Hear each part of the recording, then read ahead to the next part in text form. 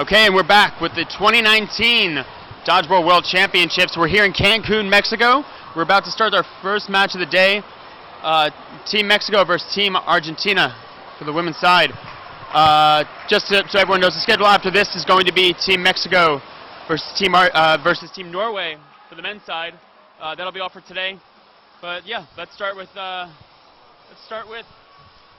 Mexico and Argentina on the women's side. Terry, who do we have on that Mexican side? Well, I know at least a couple of the returning players, Ashley Dixon and Ashley Guevara. Both returning players. I think they've played multiple years now on the Mexican side. And we've got Evelyn Aguilar, Regina Badillo, Alexandra Bustamante holding down the line as well. Barbara Fuentes, Lucy Garza, Ursula Padilla, Regina Solano, Erica Valdez, Andrea Villagran, and Alejandra Zapata rounding out the roster. In Argentina side, this is their first year here with a women's roster. We have Ayelen Anil. Sorry, the screen's a little bit far away. Julieta Farola, Soledad Lanza, Mariana Chamba, Danielle Gouler, Rocio Cantillo, Andrea Passerini, Veronica Crundle, Amira Nime, Romina Rivetti, Josefina Chiani, and Soledad Oropel. Yeah, thank you. I'm sorry if I butchered anyone's name. I hope I get it right as we go along. Yeah, it can be a challenge in a few cases. There are definitely a few that, to us pure Anglophones, it can be a little bit tough to get right, but feel free to let us know if we've got one wildly incorrect. We will do our best to correct those. We want to get those names correct because these athletes have worked hard to get here, and I think it's the least we can do to show them the respect of trying to get their names right. Yeah, absolutely. Like, this is, you're not leaving here with prize money. You're not, anything like that. You're here for pride, and these players work so hard all year round. Just playing in this scene for however long, everyone's here just to win and to represent their nation. And I'm so excited to be here and just see these players play for the passion they have for this sport. It's wonderful. I love this. I love this every year. I've watched it for years and years, and I love it. And we're just seeing the referees kind of huddle with the teams, their captains, and the supporting staff, so coaches and anybody else. Basically, in general, the officials at these events will talk with the team captains or the team coaches, and they will not interact too much with the rest of the team. I mean, other than maybe pointing and just making sure the calls are clear, but we like to make sure that the captains and the coaches are kind of the single conduits of information for the whole team. It helps keep things moving along and helps makes things a bit easier on referees, because that reffing job is pretty challenging. Yeah, but I mean, at the same time, dodgeball is a sport of integrity. You'll see, you won't see refs calling everyone out every single play, and players will just walk off the court. Players will call their own outs. They go out, even if it's close, you'll see them. Even refs will think players are safe sometimes, and players are like, nope, it got me. Like, this is a sport of integrity. As much as it's almost personal, right? Like, you are throwing a ball at someone. A lot of these players are staying together at the same resort, and the amount of socializing between them all is amazing. Like, there's camaraderie within this sport. No one's at each other's throats between matches or anything like that. Like, this is a dodgeball family, so to speak. Well, given how many people we see year to year that are the same people, I think there's just that idea that you want to keep up good relations with the other teams. Your reputation is important. I think the integrity of the sport, like you said, is pretty important. Even in the leagues that I play in Ontario, the etiquette is very much to just take your outs, and if somebody takes a hit, they walk off and the ref didn't even realize it was a hit, you often hear a nice thank you for the referees acknowledging the honesty of the players. I think it's obviously one of the most important parts of the game. Yeah, it frustrates people. It slows the game down when people aren't taking their outs, right? Like, this sport and the integrity that comes with it just makes it that much more fun. Okay, let's. I think we're about to start any second now, so let's go over some of the basics, shall we? For the women's side, we're looking at a 25-foot court, which is about. It's essentially, this is a volleyball court, 5 feet cut out for the women's side. Just about. I don't know it in metric. What is that? About 2 meters cut off. Roughly. You know what's weird in Canada is we've got a weird mix of the metric and the imperial stuff. So I have to admit, I think 5 feet is about a little less than 2 meters, and the 25 feet of the per side of the women's court is something like a little more than 7 meters, roughly. So, you know, if that helps any of you out there, my very approximate, very confident citation of metric numbers. So we're about to see the rush. Teams can only rush for the balls on their right side. The ball itself only has to cross the white line directly behind the midline, that first check line, so to speak. And then the women can only go up to that first back line. For the men, it's the far back line. If a player touches either the midline or any of the sidelines at all, if they make contact with it, they are out. If a ball hits a player and then hits another player, both players are out. If it hits a player and the player next to them catches it, it is a catch. Trying to think, what else am I missing here? Players are allowed to cross over that center line on the opening rush. On some other kinds of venues, you might see players full-on slide past that line, but given that these floors are a little more tacky, I think you'll see people a little bit like a baseball shortstop, kind of run to the balls, plant their feet, and push off pretty hard from their back foot.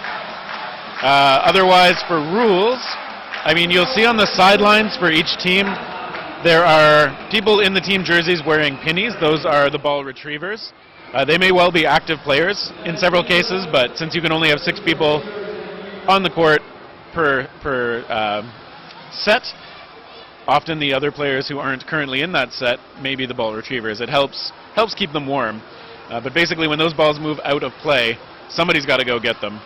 You'll notice in this format, we don't have walls the way a lot of, say, recreational leagues will be played in a school gym or something like that, where if you throw a ball, you miss, it bounces off a wall and it might roll back to you. Here, that ball's gone. Like, it either hits a player or it just kind of gets lost in the netting or off to the side. You want to make sure that those shots count. In that same vein, some of the when you get down to low number of players, those ball retrievers will also hold on the balls. That way, if there's 4 balls on your side, you know, you can only hold 2, and they'll pass it into players after they've made a play. That way, they can make both of their shots if they want and still get out and have that safety there. So that is something that is allowed in this, as opposed to some of the other formats like Elite, where the balls must be on the court constantly. Trying to think what else. I've seen some teams use ball retrievers as play callers, which I saw a few times last year. Mostly from the Australian side. I don't know how prevalent that was, but I did see it now and then where they were rostered players and they were trying to make adjustments. You know, that outside eye, so to speak. You know. Yeah, I don't think there's anything against those players speaking up. They're not, you know, barred from communicating with their teammates or friends or whatever the relationship may be. But yeah, the ball retriever role is actually pretty important. You want to make sure those players or those participants have a lot of energy. When they are some of the athletes themselves, it helps keep them loose. It's also important that they actually deliver the balls accurately and in a timely way to the right people. So I think generally a lot of the teams have an established system where when the ball retrievers need to put a ball back in play, I would assume that they have designated people to look to first, like probably the players in the corners before the players in the middle. Oh yeah. Just to give one more shout out to each team, we didn't mention them before, but the coach for Team Mexico is David Wallace, and the coach for Team Argentina is Nicolas La Rosa. Nicolas is a player on the Argentina men's squad as well, so cool to see him playing a double role like that. Looks like we're about to start our first match. I'm excited. Let's watch dodgeball. Yeah, it's pretty good energy in the arena tonight, and having that first match really kind of ignite things is always important. So, I mean, this is going to be the match that everyone kind of, sets the tone for everything coming up, right? Like, we're going to be talking about this one to start the day tomorrow, essentially. I sure hope so. I think anytime it's the first thing we're going to get to see, there's going to be a lot of focus on it. I think the players probably a little bit nervous. I don't know how they feel, but personally, until the game actually starts, even I feel nervous up here in the booth, just kind of anxious to see it played. I just can't wait to actually see us start playing. Yeah. It's one of those things, like, we don't know what to expect from anybody yet, right? Like, teams change, players change, philosophy on the game changes. I'm excited to see the different styles of teams, and like you were even talking about earlier about Malaysia and some of the things they've changed in their gameplay between 17 and 18. What's the meta going to change like this year, and what is going to be the new factor? What are people going to have to adjust to? So, looking forward to seeing what these teams, have to pull up. The other thing I wanted to look at more this year is I wanted to see if there were similarities between the men's and women's squads in terms of style of play. Right? These teams train with each other. There's, we play co-ed, and we get to see them, use some of the same tricks on both sides. It might, give us a hint as to what to expect from some of these other teams. So I think anything that we see from the Argentina women's squad we'll also see in the men's squad, and vice versa, right? They train together. I think they'll have similar philosophies. I think same thing with Team Mexico, right? They practice together, they play together. I think they'll have another similar philosophy to their gameplay. Obviously, they're going to have different tools in terms of what their own strengths and weaknesses are to play around them. But I think it's going to be interesting to see how each nation tackles this game, right? We already know, like, the way Australia plays is very different than Malaysia versus the United States versus Canada. Like, they all have a very different philosophy toward these games. Yeah, and one assumes that the Great British team, the Norway team, they might be totally different than what we're used to seeing. At the same time, maybe their approach to this kind of tournament has been to watch, previous Worlds or some of the other prominent foam events that might inform them a little bit on, like maybe a baseline of play that they might want to adopt before they come here, and like knowing that they don't have, as far as I know anyway, they don't have as well developed foam scenes there. Maybe they're looking to previous video for inspiration on how they might want to play. But as you said, the tools available on each team are going to influence the way they play. Even the same team, like if a given team has different arms or different dodging and defensive abilities compared to previous years, we might see a totally different strategy out of them. Even if it's the same coach, same players, yeah, it'll be fun to see. Yeah. Oh God. I lost my train of thought completely for a moment. And I think we've got a bunch of the warm-ups have completed. We got the 4 officials standing right in front of the scoring table, and I think we're getting some clapping of the teams coming in.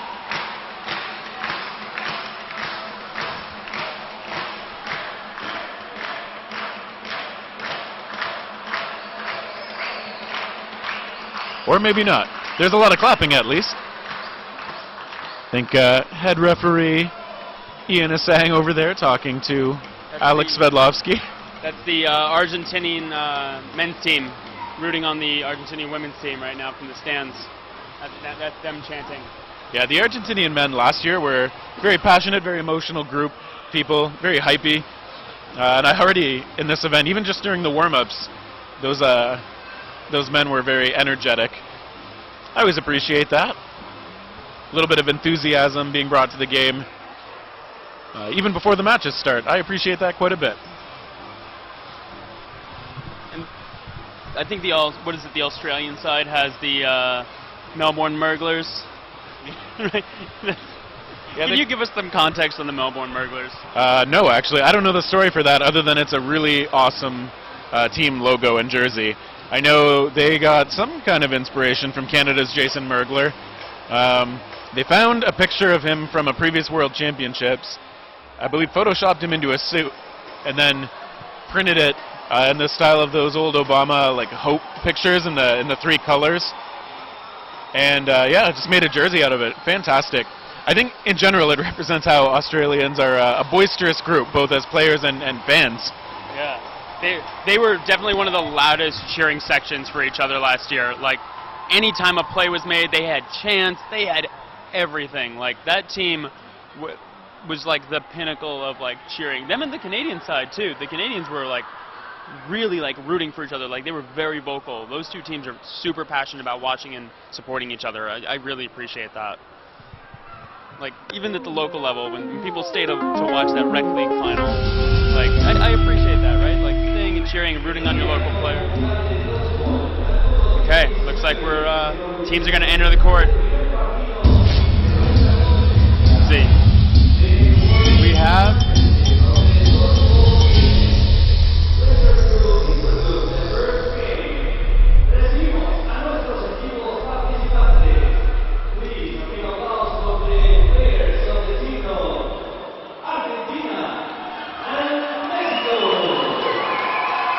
Okay, once again, our first match is Team Argentina versus Team Mexico on the women's division. Let's get it started.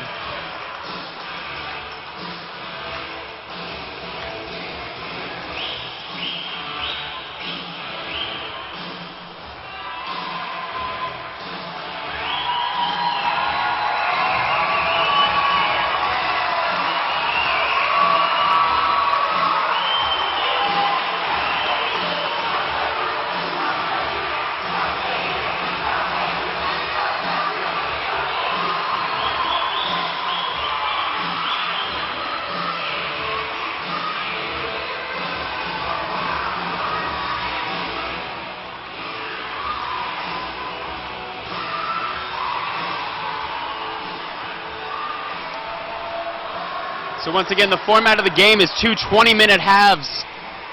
Players will be starting from the back line and rushing to get those balls only on their right side. That ball that they get off the rush just has to go behind that first white check line. For the women's side, they can only go back to that first back line at about 25 feet away. For the men's side, they can go back to 30 feet. For those wondering just how big this court is, this is a standard volleyball court. That's what this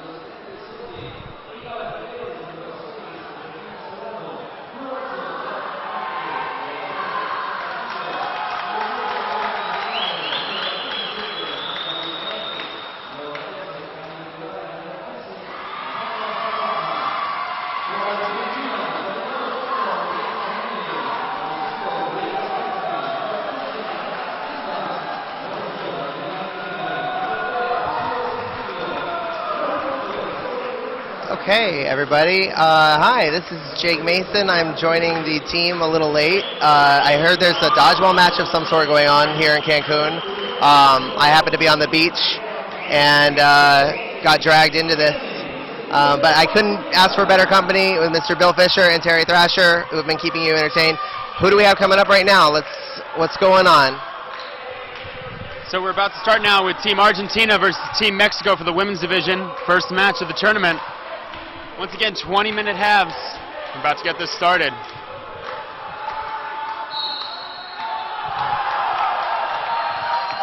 Now, Argentina, this is their first women's team. I don't know what you guys have talked about, so if you heard this before, forgive me. But this is Argentina's first women's team at WDBF. Mexico only starting a few years ago. There's some familiar faces on Team Mexico and some new faces.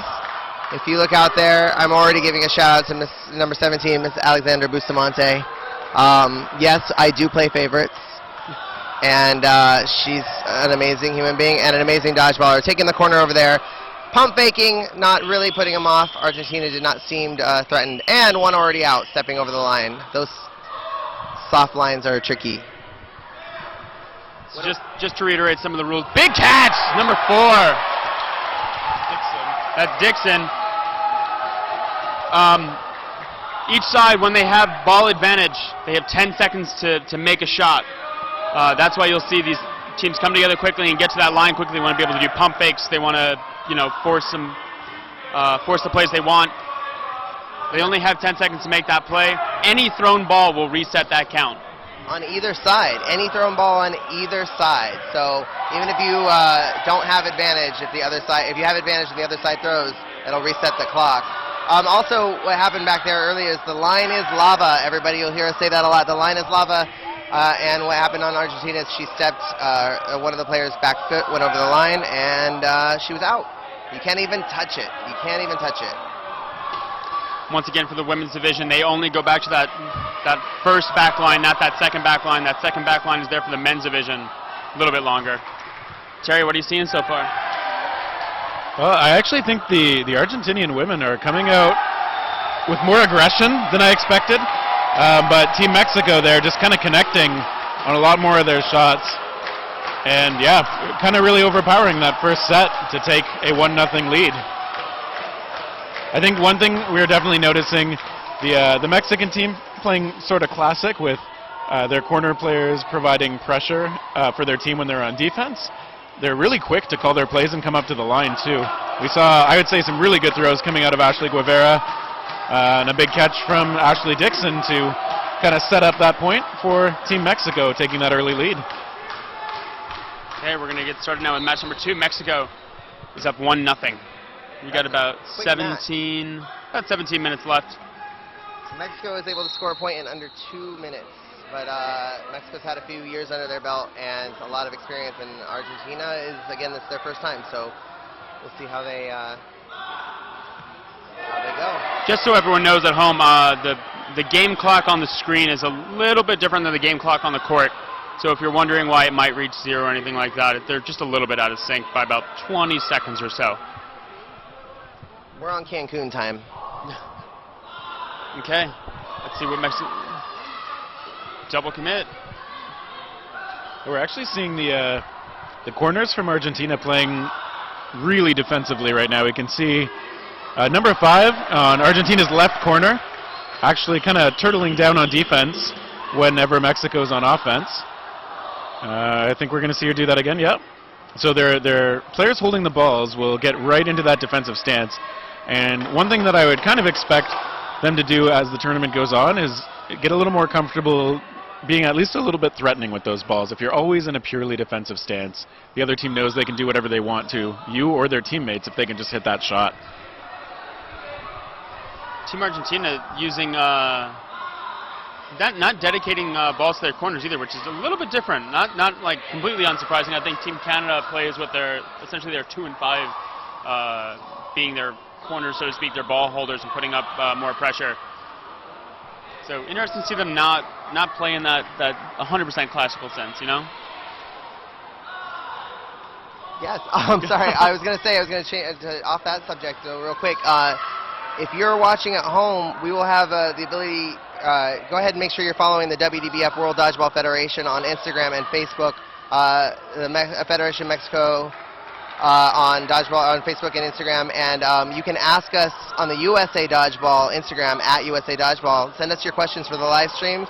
For tonight, we have access to that, so it's quick and easy for you guys to send us your questions about rules, about teams, about players, and anything you can ask about our personal life. I hear Terry's in a relationship now, so anything, just send it at go to the USA Dodgeball Instagram at USA Dodgeball and send us your questions for the stream. Here we are seeing a little more of that active corner play from Guevara. Really committing to those fakes. Always appreciate seeing the commitment to the pump fakes, and she's got a good throw that kind of goes across her body, a little bit deceptive, not always throwing straight ahead of her. We've seen her go to her left a few times, and those shots from the Argentinian side missing the mark. Oh, and there we see the Mexican ball retriever, Zapata, not able to get to a ball before it rolled to the Argentinian side, which means that is Argentina's ball. Yeah, that's that retriever's main job, is just to make sure they grab those balls. Like, the second it goes out of bounds, you want to maintain that ball control. That's another shot they could have had. One less ball on defense, one less counter potential. When you're on defense, you want to, take away every little bit of attention from the thrower as possible. Make them not be able to take the throw they want, but the throw they can take. Yeah, there we saw Mexico down to just one ball in the hand. Oh, that's a big pump fake. That maybe some wet hands, maybe something like that. Oh, and they're actually. Yeah, so we see there as number 3 exits the court on a disarm. If an incoming ball knocks the ball you're holding out of your hand, that is an out. And so you probably won't see those that often at this tournament, but they do happen, and they're a frustrating way to get eliminated. Yeah, I mean, it just shows the sheer power of these throwers, right? Where they're coming at you fast. These balls go up to, I think, 70 miles an hour, so to speak. I think about there. Yeah, somewhere up there. They move for sure. They can curve in a lot of cases. And now we see a 2-on-2. This particular point a lot closer than the first one. Yeah, these are the match. Both teams are now starting to get warmed up. Big catch by the Mexican side. That's Dixon, right? Yeah, that's another big catch. Going for one per set here, and get some help. We see defensive play. Not calling herself out. Yep, there's that integrity that we were talking about earlier. Although the refs meeting in a conclave at the middle. And I think they're just confirming she was hit, yeah. Yeah, we saw the Argentinian player getting super low behind those two balls, really trying to fold herself up and use those balls as a shield, make herself much harder to hit. And so now Mexico with a 2-0 lead, 13-19 still remaining in the first half. And let's see if we get any aggression off the rush, or if both teams will play it a little bit safe this time. And they're off. Argentina a little faster to the ball. That ball popping up off of the player. Once again, if that ball was caught, that player would have been safe. That would have been a catch, and the player that threw it would have been out. See Mexico making contact. Yeah, always important to try and connect on those shots off the rush. Give yourself a bit of an advantage. We see the Mexicans coming to the line, some back and forth. Oh, and I think that's. I think Bustamante also hit off the ball that hit Guevara first, so some bad luck for Team Mexico and some good luck for Team Argentina. We saw Dixon really unloading a shot there toward the corner on the opposite side, but missing. Pretty big thing that I don't think we mentioned before is that on a catch, the first person out is the first person back in on a catch, so you can bring your players back onto the court. A catch is a two-player swap. It's one of the biggest things you can do on that court. It can change a game just drastically. Yeah, but certainly at this level of play, it's not easy to catch those balls. And now Argentina with what I believe is their first significant player lead of the match. They are 4-2, gunning toward Dixon, but she stays safe this time. Trying to go for that third catch. Yeah, she has shown some good grips so far. Ashley Dixon is a beast. Oh, and she's out. As soon as I praise her, I'm bad luck already for Team Mexico. But I was just about to say she can take on a whole team on her own. I've seen it. But also Lucy Garza, that's it, Garza, correct? Yeah, she's still in there, and she can pretty much hold her own. Oh! Big catch! Nice, there it is. Like we were saying before, a catch is big. That's a big momentum swing. That brings it from 4 against 1 to 3 against 2. They save, counter, and connects. What a play. 2v1. Oh, I guess someone went out of bounds for the Argentina side. Ooh. Okay, let's see. Can Argentina take their first game? Nope, just missed. Oh, it got her. There we go. Argentina takes their first game. Number 6 with honesty, and that's what we want to see this whole week. If you're playing and you're listening to that, that's what we want to see all week. Terry, what do you think of that match? Well, one thing I can say is I love the emotion from the Argentinian side as they take their first point ever at a WDBF World event. You could see they were excited, they were happy. Coaches coming onto the court to hug their teammates. That's just a really nice thing to see. So, still 2-1 in favor of Mexico. 11:02 remaining in the first half, and we're going to see if Argentina can build some momentum here. That was a great first match. That was a great match to win first 2, and Dixon goes out early on. What she thinks, it looks like she thinks that was a trade, but I don't know if it hit I don't think it hit the other lady, and maybe not the best trade because Dixon is such a strong player. Yeah, first back in on that catch though. That's true. Usually the first your first target shouldn't be that big player. You want to pad that line. So still getting her out though makes the game a bit easier, but catch is even more upsetting now. Yeah, that's always one of the. Oh, as we see, is that a double? Yep.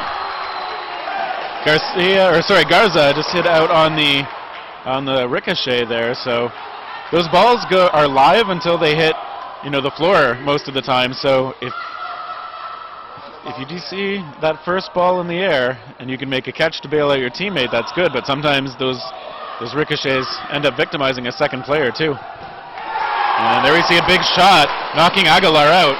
Argentina is they found their groove very quickly. I wasn't expecting this kind of fight after that first match, but this is big shot.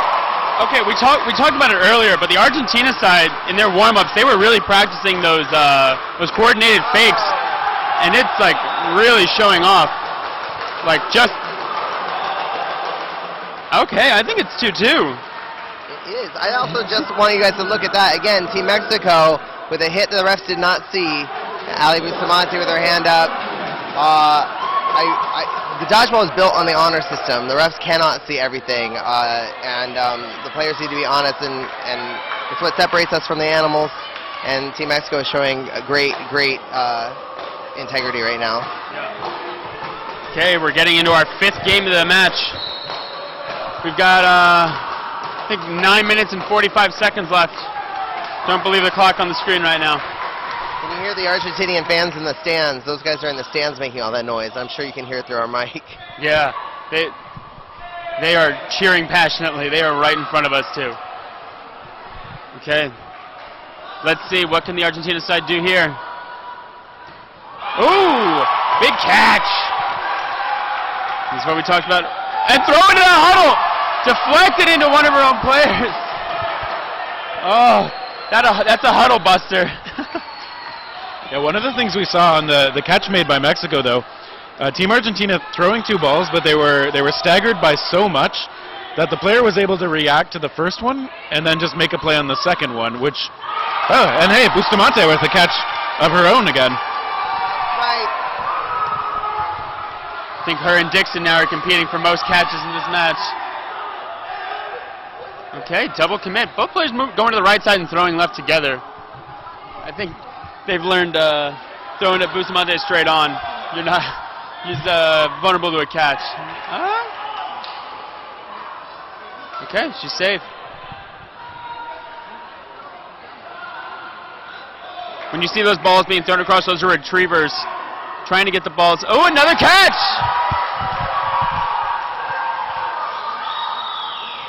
And connects. Mexico takes game 5. Yeah, they're finding their momentum again, finding connection on those shots, where Argentina, I'd say, really was showing the accuracy on those 2 sets where they were able to win it. Mexico showing that they're no slouches in the accuracy department either. And, I mean, quite a few catches. They're really kind of locking in on those balls and just collapsing on them. I'm impressed with both these sides. This is a great first match, especially for the first time Argentina is fielding a women's team. Like, and Mexico's been playing for years now. This is incredible. Like, I'm glad this is as good of a match as it is. This is awesome. This is a great way to start. Yeah, we're seeing perhaps the women benefiting as well from the tournament experience that the Argentina men's side had last year. They can bring back some of the whatever they learned and make that debut for the women's side a little more informed than I'm sure the men's side was when they came to the event for the first time. And now we see Team Argentina huddling, taking the offensive. There's another grab.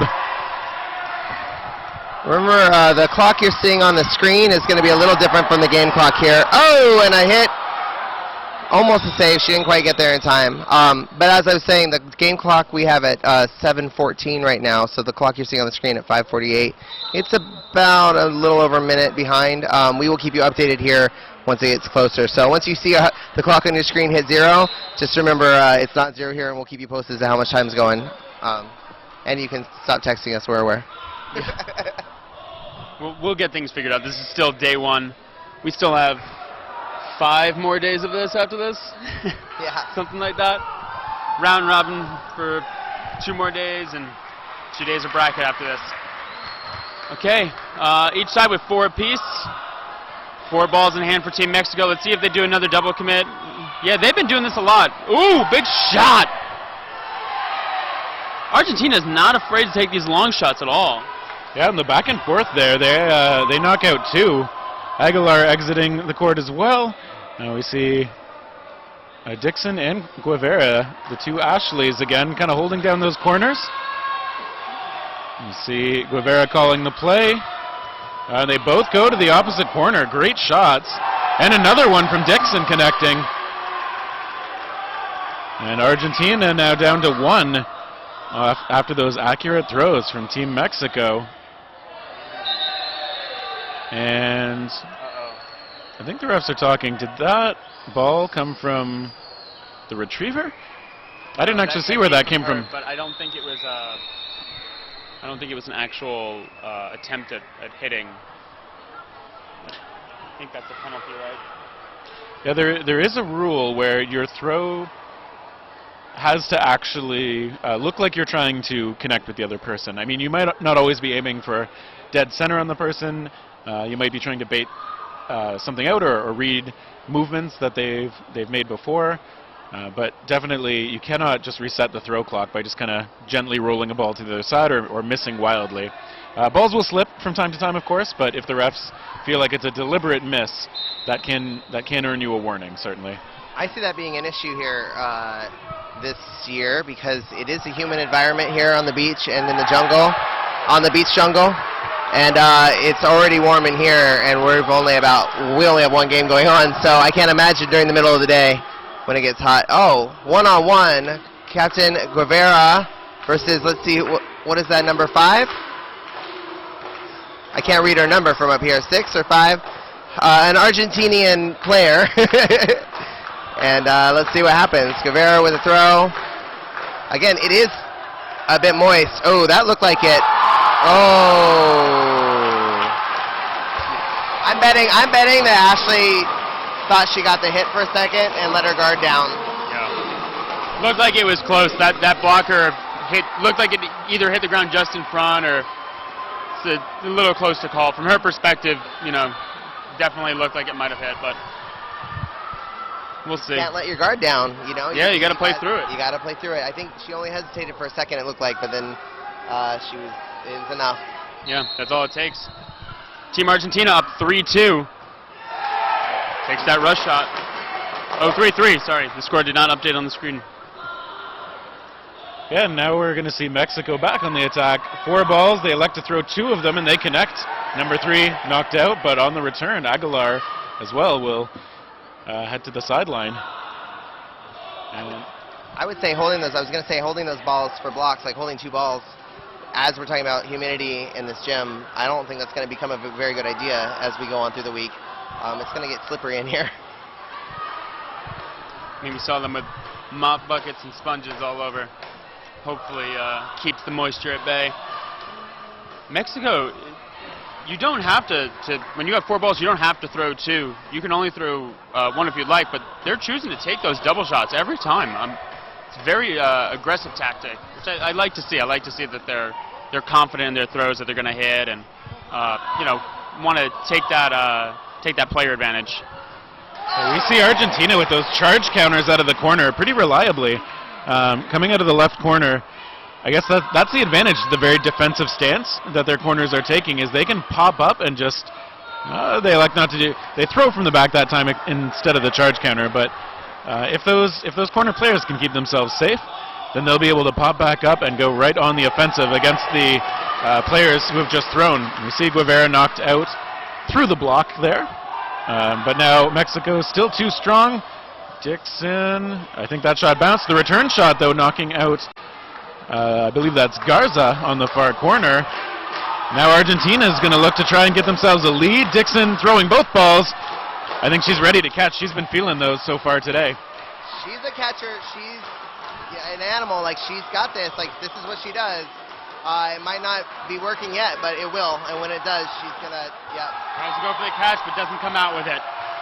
Ashley's family's going to start telling me to stop saying nice things about her because every time I do, she gets out. It's the old commentator's curse. Many sports have it. Maybe so does dodgeball. And Argentina taking a 4-3 lead with 3 minutes and 4 seconds left on the official clock. Yeah, no, that's exactly what I wanted to say. We're about a minute and a half behind on the screen clock versus the actual in-game clock. So if you see that clock hit 0 and wonder why nothing's changed, we are actually about a minute and a half behind. Okay, no one off the initial rush. We see a lot of action on these runs. Big catch! Guevara with the catch. Ashley with Guevara with the catch. Captain Ashley. Let's see. Another double commit. Takes the out. Just went from a 6-6 to a 4-6 between a catch and a throw. Bustamante stays alive in that corner. By sheer force of will. Yeah, it can be tricky when multiple balls come at you and you only have 1 ball to block with, especially because if an incoming shot hits your ball and still manages to hit like your fingers or a part of you on the way to the ground or anything like that, that's still an out. And a big counter by Bustamante there. Or what we've been seeing is if it hits your ball and it hits your teammate, that's also a tricky one. Yeah. It would be out. That's a connection. Aguilar is out.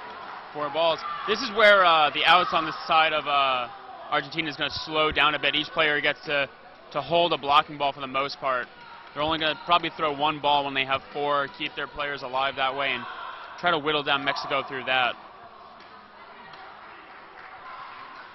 And we've seen that charge counter again coming out from number 5 in the left corner of Mexico. Ooh, and there's just a good clean shot knocking Bustamante out. She went for the catch but couldn't quite squeeze that one as it hit her in, I think, the knees. And now Argentina back on the offensive, going for Guevara. Getting out Alex was a big out there. She's been doing a lot of work, but I mean, so is a lot of this Mexico team. But they got to feel good getting her out. Just 1 less big player on that court. Yeah, once Ali Bustamante and Ashley Dixon start making those catches they're going for, again, watch out. All it takes is 1 to get them going, and then you can't stop them. So Argentina better watch out. They've got some arms. Most of these women on the Mexico team play co-ed most of the time, so they're used to having rockets thrown at them too. So once they adjust, I think we'll see a lot more catching on the Mexico team. Okay, Argentina's side is down to 2. 4 against 2, but a catch here would even out the sides. Ooh, comes up for that ball, stays alive. That deflection doesn't connect. It was just behind him. I don't know if that camera angle that you see is. Ooh, wasn't paying attention. Almost connects. 20 seconds left. Yeah, 20 seconds. It is not 0. The screen is wrong. So let's see, we got 10 seconds on the clock, and then it will stop and go to no blocking overtime. No blocking. In 3, 2, 1. There's the clock. So they reset the game and they go to no blocking now. So no blocking. If the ball touches another player's ball, they are out while it's in their hand. Yeah, so 2 interesting facts on that. Each side will start with 3 balls no matter what. So you'll see at the end a lot of teams will just throw that ball trying to get those last second outs. Because either way, at the end, they're both going to start with 3 balls. Also, if you knock a ball, if you block but still make the catch off of that, that's still a valid catch. That is not an out. Some formats of no block are even if you make the catch with the help of that ball, you are in fact out.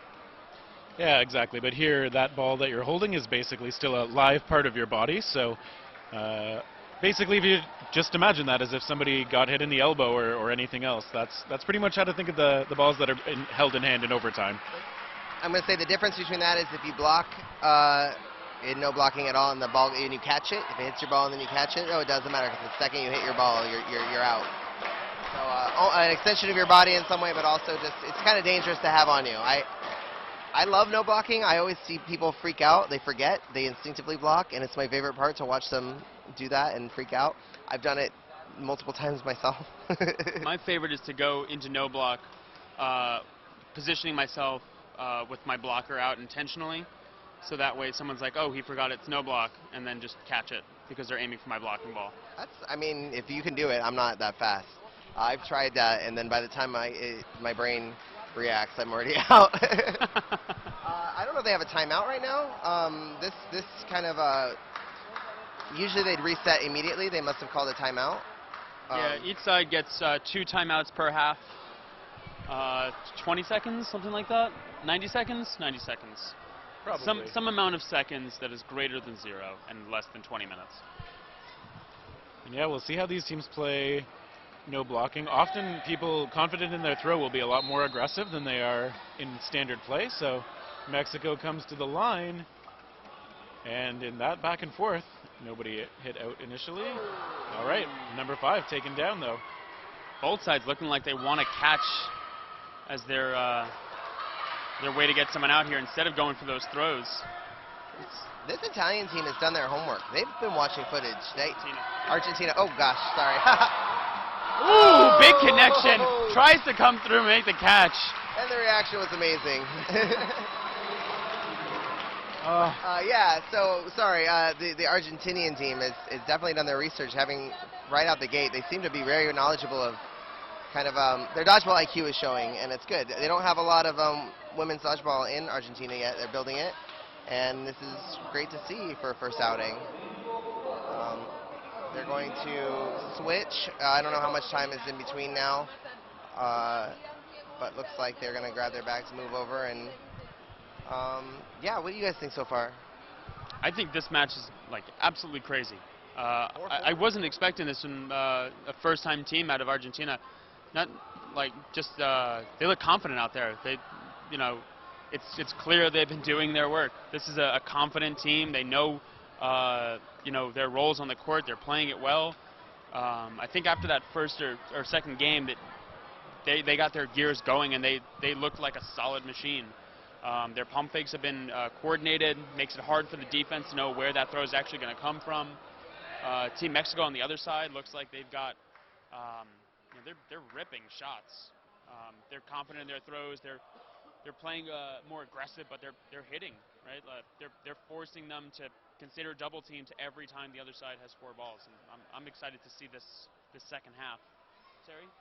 Yeah, I'm curious to see how if the women's Argentina team, like if they change anything, because honestly, right now, frankly, from a brand new team, when you're not sure what to expect against a more experienced team on the world stage. Getting warmed up for their debut, and Mexico as well. So that's going to be a fun match too. We have 2 brand new to WDBF teams tonight. Yeah, and while we have this break, I want to remind you that this is day 1 of a tournament that goes through Sunday. Yeah, so it feels like it. Tomorrow we start off at 9 a.m. Eastern and we go to probably 9 p.m. Eastern as well. About 12 hours tomorrow. Same thing. Thursday, Friday, every day. So Sorry. Did I cut you off? I like attention, sorry. I did. I didn't mean to do that.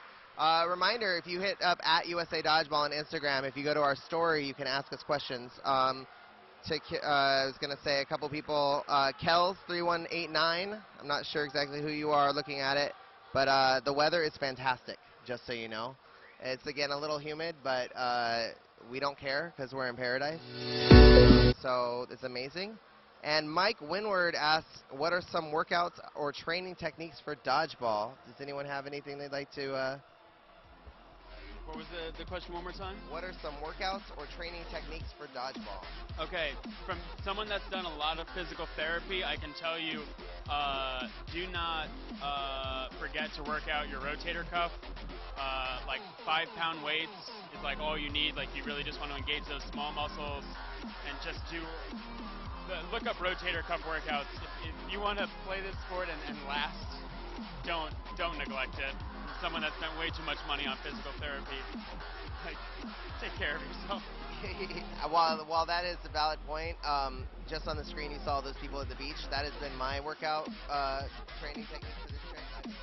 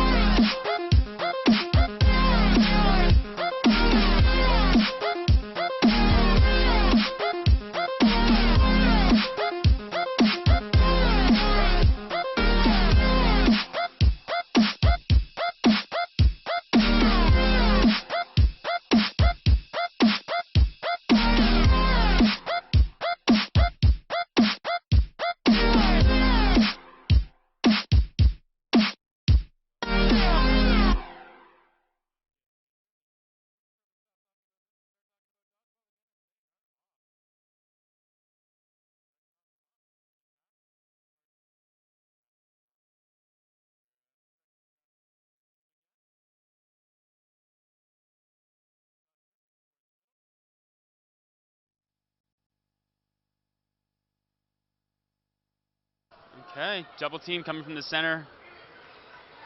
A little okay. Sorry, spaced out. I should say what I'm thinking.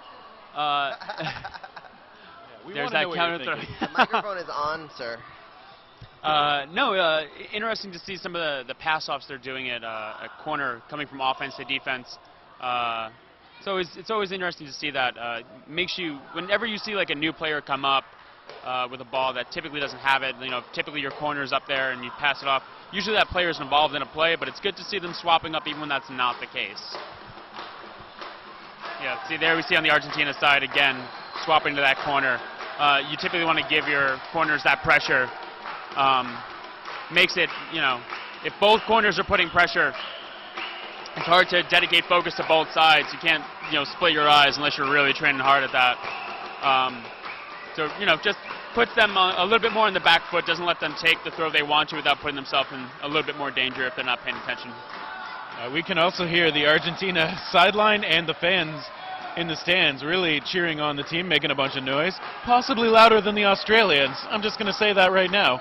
Ooh, that's a call out. I never thought I would hear that, but no, the Argentinians are definitely louder than the Australians.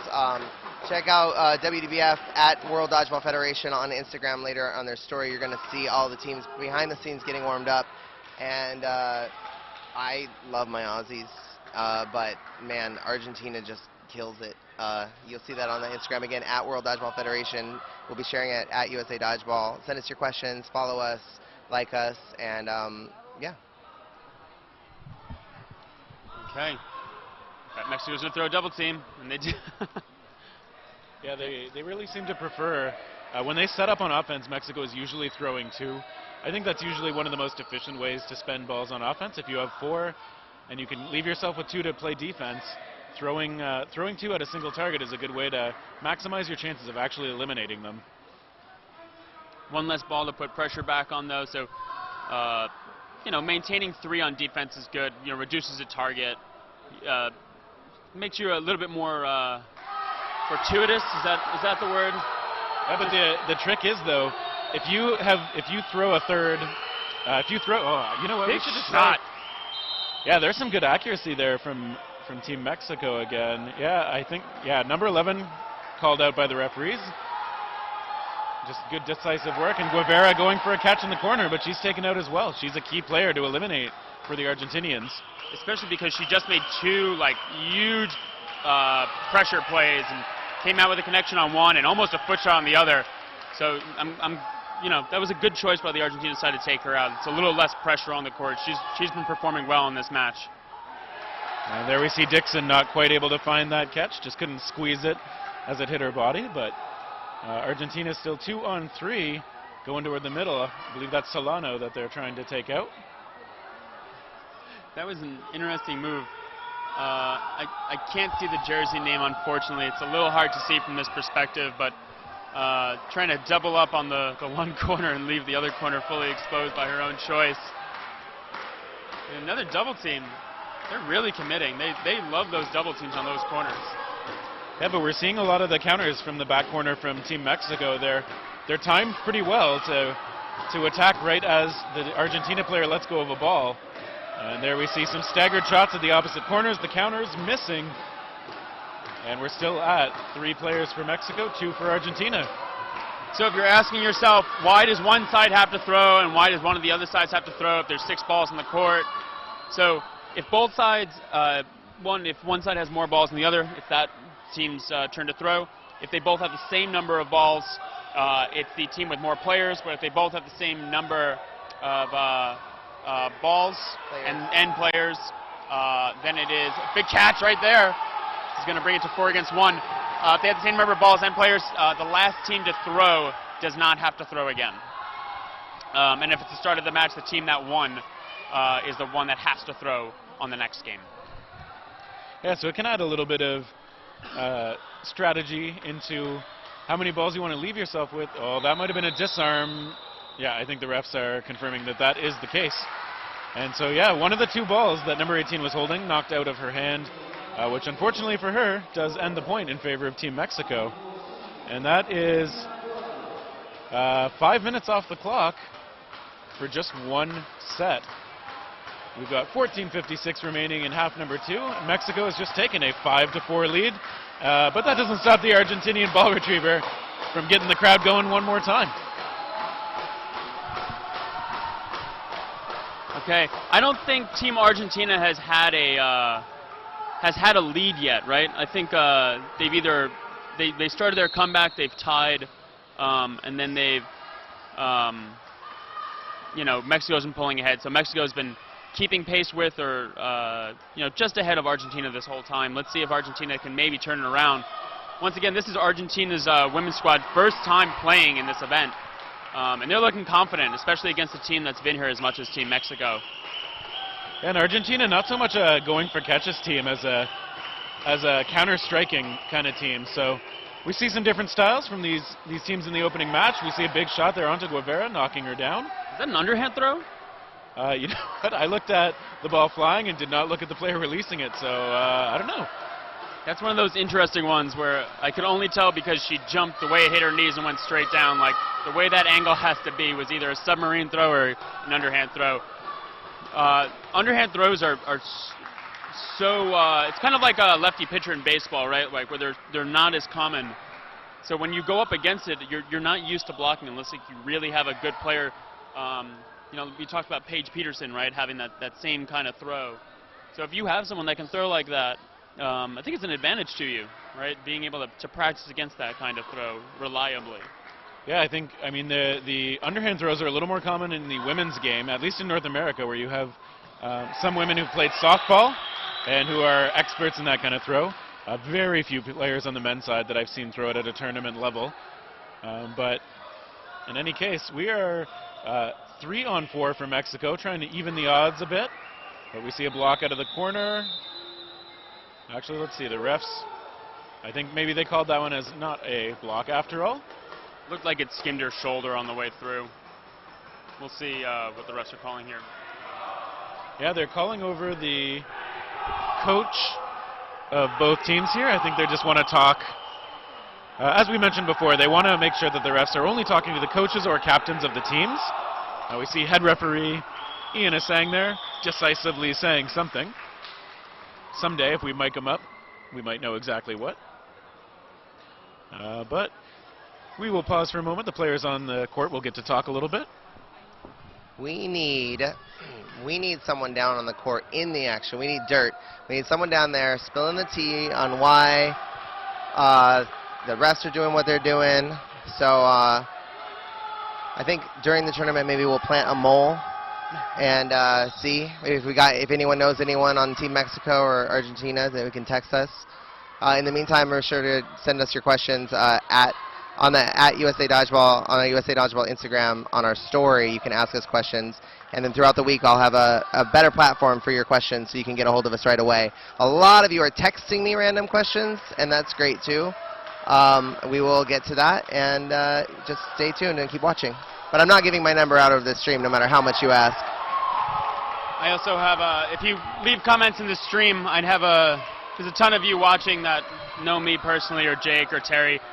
Feel free to forward any good questions that you see onto us. We'll check our phone after this match ends. And the Instagram is the best place, though. That way we can check during. yes, and so you can follow us. And meanwhile, we see Argentina still 3 strong. And they've been whittling the Mexican side down. But now Mexico on offense with the extra balls. They go for the middle player and miss. But they still have 3 on their side. So as we mentioned earlier, Argentina with the extra players do have to throw despite the even ball count. But they do not connect. You will see that the players are allowed to reach outside of the bounds of the court or over the center line for a ball. But as soon as those balls go too far, you want to trust your ball retrievers to help you out. And that one connecting. And so now we are actually just down to 1 player from Argentina, as number 5 gets knocked out as well. And on the counters, cleanly blocked. And the return shot is caught by Solano. And that is Mexico taking another point. Team Mexico has been so solid on these catches. I think almost every single one of them has had a catch at some point. This whole team has catching depth. And we talked about earlier, I think that they're up to like 5 or 6 catches at this point.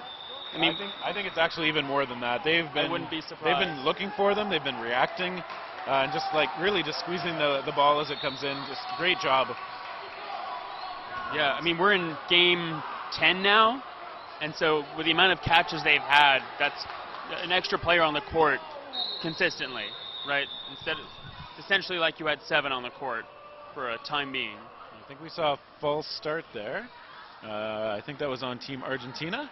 So you do get 1 warning on a false start, and then it results in a loss of players. So, ooh, that was a weird connection. Yeah, they both threw and collided in the air. I think their hands collided though. I don't know. The way that center player is holding her hand was a little scary for a moment there. Maybe it was just the balls colliding in the air, and I'm overreading this situation. She looks fine now. Yeah, I mean, sometimes you see balls thrown from the opposite teams colliding. Ooh, as we see, Solano could not find that one.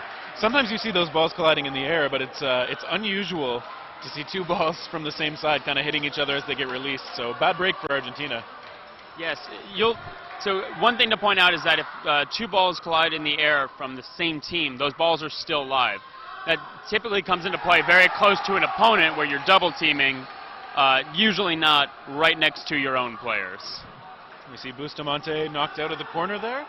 Argentina still 5 strong, playing defense, and they avoid those incoming shots. Mexico's doing a lot of plays where they're throwing, got the top of that blocking ball and went up into her chin. What I was going to say was Mexico's doing a lot of double teams kind of from everywhere. Typically you'll see double teams coming from the center of the court, letting the corners keep that pressure. Instead, they're throwing from one side and kind of hoping that other side makes the transition over and puts that pressure back. But, you know, they're really trusting their players. They're taking the shots they want to take. All balls, but it connects.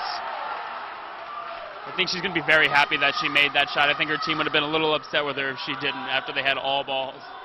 Yeah, having all the balls is a big advantage. Nobody can play defense on the other side, but I think a catch was made there before Garza was knocked off. Refs are talking again. Yeah, they're just gesturing at which player needs to exit the court from the Argentina side, but you see Solano back in on the catch from, I think that was Garza making the catch. Number 7, is that? Yeah, I believe we've got that name right. So I'm just having trouble seeing the names from up here. That is fair. We are a little far away. I'm glad my prescription is up to date, let's just say. My eyes are just barely up to the task. We'll have all the names and numbers most likely tomorrow, so it should be a little bit easier to say the players' names. We apologize for not using them as much right now. Just, ooh, and there it connects. Argentina, one game behind. We have, what's the time on the clock, Terry? Can you see that? Yeah, 9:05 remaining in the match. And one thing I really like about that throw from the Argentinian player, that was right up at the left shoulder of her target. Like, that is hard to really kind of T-Rex the ball once it gets up at your shoulder, so really good spot to aim. Yeah, if you're usually going for those shoulder catches, you're usually forced to lean back a bit. You know, you're not really gonna, you're either gonna pop it up a little bit, it's gonna go directly behind you, especially when you get your hands on it. You're kind of forcing it a little extra into that shoulder. It's kind of hard to make that catch. Yeah, so now Argentina's closed the gap a little bit again. They're only down by 1 with lots of time remaining. And this opening match is very close. Yeah, no one's really been able to like fully pull away from another. They've kept everything close. I think within 2. Right now it's 6-5. No one's really had a giant lead. We saw for the first time, I think, a truly wild throw there. Number 4 on Argentina sending that ball over the nets, but no harm done. And it looks like everybody's, oh no, as Bustamante's blocked that cleanly. Talks a little bit with their teammates. And we see the Mexican team huddling at the back before they call their play go on offense. And I don't think they connect there in the corner. Oh, I'm wrong. I thought that first ball bounced as well, but yep, number 4 is eliminated. I think maybe it's a trap. And another big catch by Bustamante. Yeah, you can just see how often Team Mexico is happy to look for those catches. And now they have 5 balls. Ooh, that is a big volley. But it does look like Dixon hit out on the return, so Argentina able to get something back, even though they lost one of their 3 players. Can't be really taking trades at this point. Every 1-for-1 trade by Argentina. There's another, that was an out. Yeah, that was ball and leg. Yeah, there's a 1-for-1 there. Number 18 from Argentina, I think, was hit out after the ball hit her blocking ball. I think it got her leg on the way down, and we see the refs talking once more and calling over the sidelines. Might be a penalty at this point. I do wish we had a sideline reporter down there, could just loop them in to let us know what's going on. The game clock is now accurate on the screen. It is 7 minutes and 50 seconds left for those at home wondering how much time is remaining. And the referee is talking things over. I think in a case like this, they're often talking about the sequence of things that happened. So they obviously want to make sure they have the right idea of who was hit out, who's safe, if there's a catch. But sometimes those timings can matter as well. And I think it looks like the huddle is breaking. Well, it's still not clear to me what actually the discussion was about, but that's okay. We're going to get going again. I think there's just 1 player left from Argentina and 4 for Team Mexico. I think this is I'm not gonna call anything here. We'll let we'll find out later what happened. Won't make any judgment calls here. It is 4 against 1 though. Let's see, can Argentina make a comeback here and tie it up 6-6? That's Argentina's throw as she's got 4 balls. See a couple of fakes, active footwork, missing high though as she goes toward Bustamante. Once again, those sideline retrievers can hold on to those balls. So if you're wondering why he said 4 balls, he only saw 2 on the court for the side of Argentina. They were on that sideline waiting to be handed back into the court. And now Mexico looking for the elimination shot. And that one just stepped away from by Team Argentina. We could actually see some aggressive play from the Argentinian player. She has to take some chances, and we're going to see if she's going to throw into the huddle. She goes a little aggressive, but that one falls just short of Guevara. Guevara makes a good call there to reset. They have 5 balls now, so get to change up the play with that extra ball. Yep, a good defensive play here, and an attack. That one is missing on Solano again. But she's staying high at the line. I like the aggression and the confidence she's showing. Now she's just got to survive the return fire. Both balls hit the ground. Here comes the counter. Stays alive again. This is good for the side of Mexico, too. If they come out with a win here, they're also burning a lot of time on this clock. Oh, looking for the catch now. Easily avoiding that ball. Some interesting tactical choices coming in from Team Argentina here, because if she gives 4 balls to Team Mexico, that means all of Mexico's players potentially could throw. If she wants to only give them 3, then they have less offensive tools to work with. They're missing, I think that one's skipping between the legs. And that one going across at Guevara takes a second one. And there's the catch.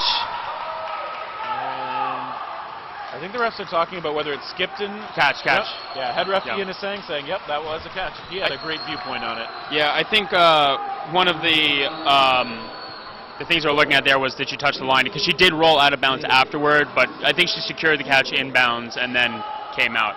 I think you do have to have a hand on it in order to complete the catch. Is that right? Or is it just full control? I think the idea is full control while you're still fully in bounds. So again, if the referee can clearly see where you are, that you have control, and is in a good position to make the call, I mean, he was pretty decisive about that one, and I think he had an excellent view of it. Yeah, 100% agree. 7-5. Argentina can still come back 100%. Okay, and they're calling that out there. Yeah, so Solano knocked out off the rush. Argentina does need to be a little bit aggressive as they're down. And I think that shot, knocking out number 3, evens things up on the player count. I think it's now on Argentina to throw. Okay, now they're up a player. Argentina trying to do the huddle breaker. Doesn't connect, though. 1 ball for the side of Argentina. We get to see a big commit by Mexico's side. Doesn't connect with that counter. Yeah, those balls, you see, being energetically brought back into play by the ball retriever. They had gone afar. What a foot shot on the Bustamante. That was cross court, too. That was beautiful. Yeah, so once they actually got those balls in hand to play offense with, they were able to connect and knock Team Mexico down to 3. Just under 5 minutes to go. And I think Argentina thought they hit Dixon there, but no such luck. And when we talk about Argentina, that's the men's team cheering from the stands for their women's squad. Like we brought up earlier, the Australians are usually known for their cheering, but this Australian men's team have a lot of national pride. They're super loud right now. Once again, this is the Argentina women's squad's first time in this tournament. And 4:42 is the time on the clock. That is correct right now. Yeah, so it is pretty close. Now the referee's calling over the captains and coaches again. Probably talking over both what happened, but also just reminding everybody to keep a cool head. We want to make sure that the game proceeds with good sportsmanship, or sportswomanship, or sportspersonship. I don't know if there's a good kind of like gender agnostic way to say that. Integrity? Maybe I'll just say that instead for a little while. But yeah, we're gonna see if we can divine from up here what the call or what the conversation is about. Yeah, looks like the coach of the Argentina side is getting a little bit heated.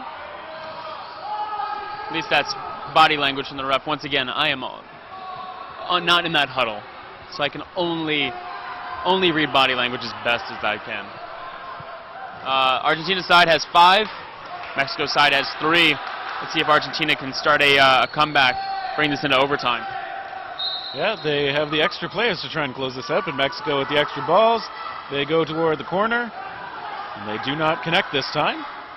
So now Argentina is going to get a chance to be pressing the play. And they go toward the middle and miss. Big dodge. So with the clock, any time that we do have remaining, another game has to start. If we do go into overtime at the end of that final timer and that final game, the score is tied. We'll go into overtime. I think it's 2 minutes or so of regular game again, and after 2 minutes it goes to no block once again. But we'll get there when we get there, when we can cross that bridge. For now, let's see what Mexico can do on this play. And they connect on the corner. Yeah, and then we see number 5 held back enough by pressure from Guevara that she couldn't take a counter, but Mexico did eliminate one player and a timeout called by Team Mexico. We get, I believe, 2 of those per half. And so let us see what Mexico does. Maybe just looking to figure out their plan, whether they want to just delay, play things a little slower and kind of work the clock, or whether they can kind of press their advantage, maybe extend the lead. Point differential could matter in the standings if a team's win-loss record is similar to another team. So there's also the argument that you do want to secure the win, but you also want that plus-minus overall to be as good as possible. And so we see the refs talking a little bit at the middle as well. They are sort of like a team themselves. We hear the Team Argentina fans, the men's team, and some of the supporting staff cheering again. Also a bunch of Mexican fans here in the audience cheering on the home team. And in the background we can see the men's Team Mexico and Team Norway warming up. They will be following this match at its conclusion, the first men's match of the tournament. And once that's done, that'll be the end of day 1. But we're going to have to see how this match ends, since it's match number 1. Mexico still clinging to that 2-point lead. So we did get some confirmation that there was a lot of complaining from both sides about the other side. Things are getting a little heated. That's what a lot of these discussions have been with the refs. Just trying to get both sides to bring it down a bit. This has been a very intense match, right? When things get this close, especially to start the whole tournament off, things are going to happen. Yeah, but it is important to keep your cool. I mean, you can use that frustration to make your next shot that much more powerful, but it's not good to get chirpy with the other team or with the referees. They're probably just reminding people, keep it honorable, keep it collected. If you really need to complain, just direct it to the referees. Ooh, okay. Mexico with 4. 3-on-3 right now. 4 balls to see what the play they make here. Most likely to throw from that right side. Doesn't connect the block. The counter. Hit and hit. 1 left for the side of Mexico. 2 left for the sides of Argentina. And we have just about 3 minutes left. Yeah, some good aggressive play from both teams, resulting in quite a few hits on that last sequence. Number 5 on Argentina, who's been really aggressive, just charging out of that corner, really forcing the issue repeatedly. And now we see just down to a 1-on-1. And I think that's another connection. Okay, so what the refs are likely talking about here is whether both players were hit. So in cases in a 1-on-1, if both players are hit, if the referees can clearly determine which player is out first, and that would be if the ball that hit one player went dead before the ball that hit the other player, they may be able to say conclusively that one player was out before the other and that the point is over. But if they can't tell, they will often just reset it, because if both players were out at roughly similar times, a given set cannot end in a draw, so they will just call it a safe on both sides and reset, as they're doing now. Okay, let's see what this is a big one for Argentina, right? Like, Argentina has to win this in order to stay in this game, in this match, so to speak, and take the win.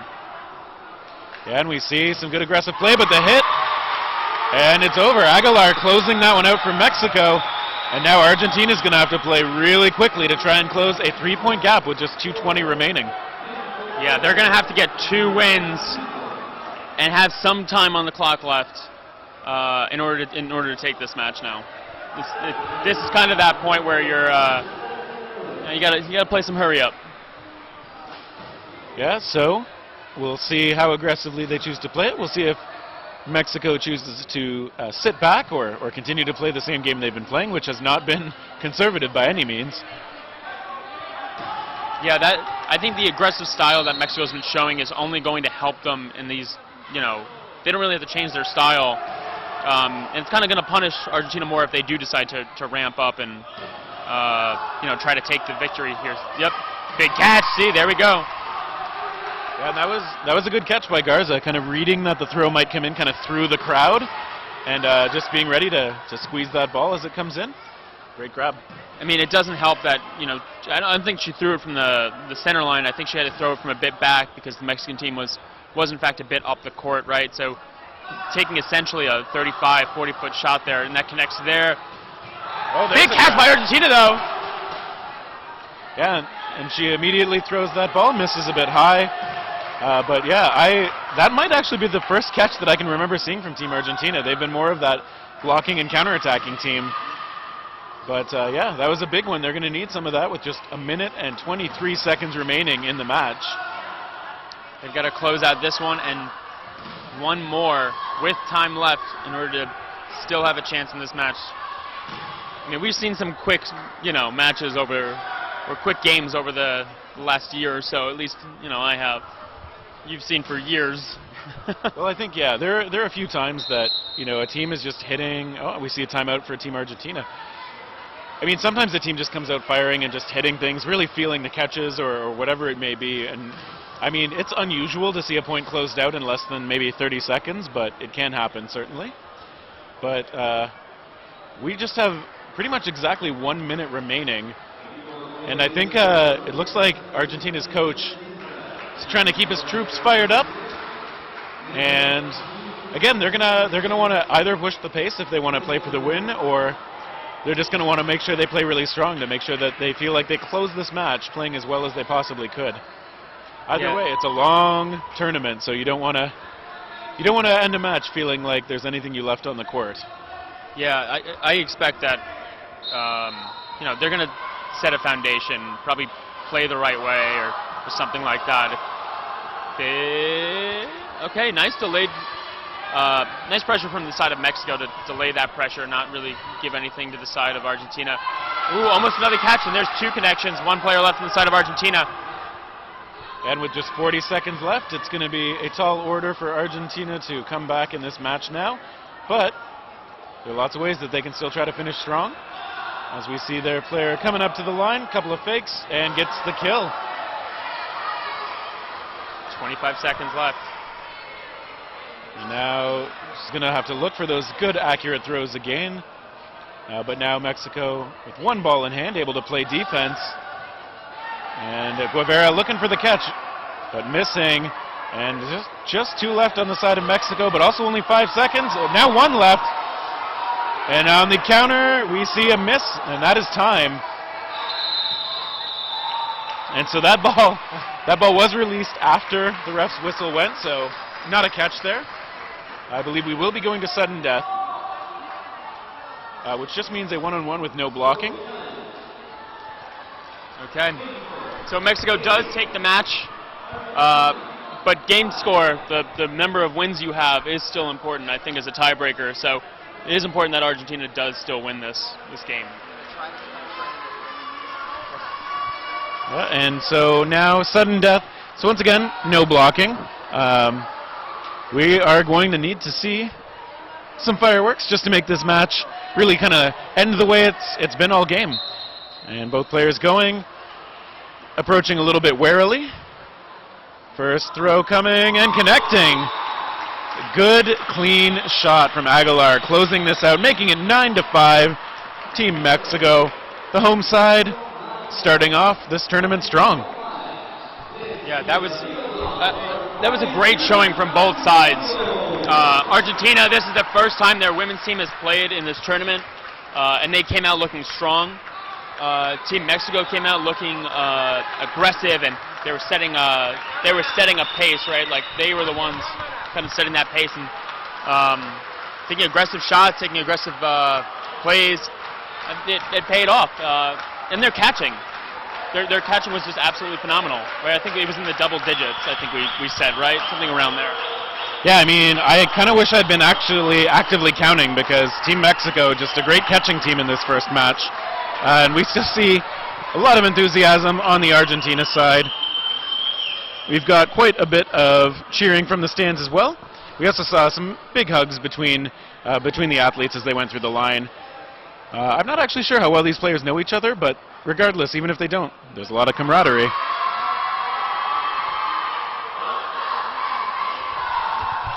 So stay tuned.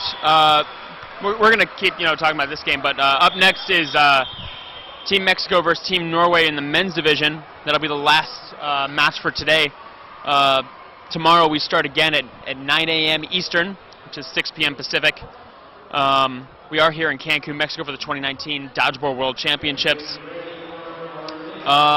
This is the first match of the day. This is a great match to start it with. This is definitely an interesting match for sure. Like I didn't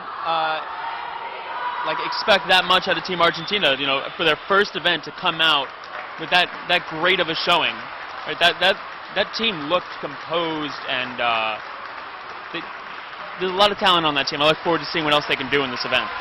Yeah, and I assume that since it's only their first match, they are probably going to be able to continue to improve as the day goes on. So big props to them, big props to the hometown team, and what a great way to start. So really, I think we definitely we talked about how there can be teams with different styles depending on the tools they feel like they have. I feel like Mexico obviously showing that they were able to look for those catches. They were committing and looking for them, sometimes even dropping the balls they were holding and just kind of committing to like, hey, you're going to throw at me, I'm going to make a catch. Whereas Argentina, I think only the one catch, but really good blocking and really good counterattacking. I also want to highlight that certainly there were a few times that it looked to me like the Mexico players might have been safe, but they were calling themselves out. There was an awful lot of plays where I did not think that their players were done, and they showed some great sportsmanship there, integrity, sportswomanship.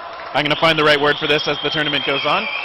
But yeah, I hope we see a lot more of that. We got the men's side coming up with Norway and Mexico. Meanwhile, court being cleaned off a little bit. Some dry mopping going on. Just like Team Argentina's women's squad this is their first time. Coming up next, we have Team Norway versus Team Mexico, and this is Team Norway's first time here for their men's squad. Hey, say hi to the screen. Hey, that's hello. Oh wait, where's that camera? Oh, haha, it's over there. Sorry, there's like 3 cameras pointed at us. Hello, folks at home. So yeah, looking forward to seeing the next match. I get to play with the Team Mexico folks quite a lot in Elite Dodgeball. It's the U.S. circuit. I honestly know nothing about Team Norway. I have not seen anything from them yet. So I look forward to seeing what they have. Do you know if they play cloth at all? Is Norway known for their cloth? I am woefully under-equipped with information about Norway, so regrettably, I don't really know what to say. I mean, we're going to learn a lot, just like a lot of the audience, I'm sure, and I'm assuming it's going to be pretty interesting. Incidentally, I was going to look a lot fancier. It's just really hot here in Mexico, so I've already taken off the jacket. But I think we're going to get some player interviews. It looks like we've got some folks coming up here to talk. Yeah, looks like we have, we've got a couple folks here. Let's see.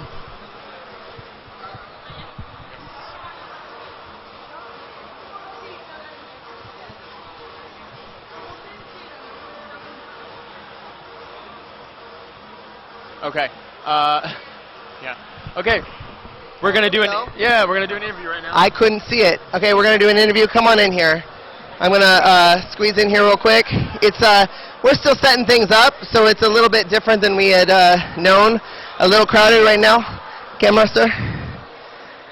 Yeah. Okay. So come on over here a little bit. I'm gonna have you guys do most of the talking. I brought you both up because you can translate for me, but go ahead and introduce yourself. The camera's right there. Introduce yourself to the world. In Spanish or English? Both. Okay. Hola, mi nombre es Bárbara. Soy el número 8 del equipo México. Hi, my name is Barbara. I'm in Team Mexico and I'm number 8. Hi, Argentina. My name is Achelen. I'm the number 4 and I'm the captain of the Argentinian women's team. ¿Qué onda Argentina? Soy Ayelena Nile, la número 4 de la selección argentina femenina. So you're the captain. This is your first time here at the women's team. You were crying after. Yeah. She was like, "Don't get me on camera. I'm crying." But I think that's perfect. I think we want you here in your raw emotional state. What was it like down there for you? You can say in English or Spanish, and she can translate. Actually, I'm crying because I'm so excited. I'm so emotional to be here. It's like a dream. I feel like I'm still dreaming. Siento que todavía es un sueño. Por eso estoy llorando, porque estoy súper emocionada.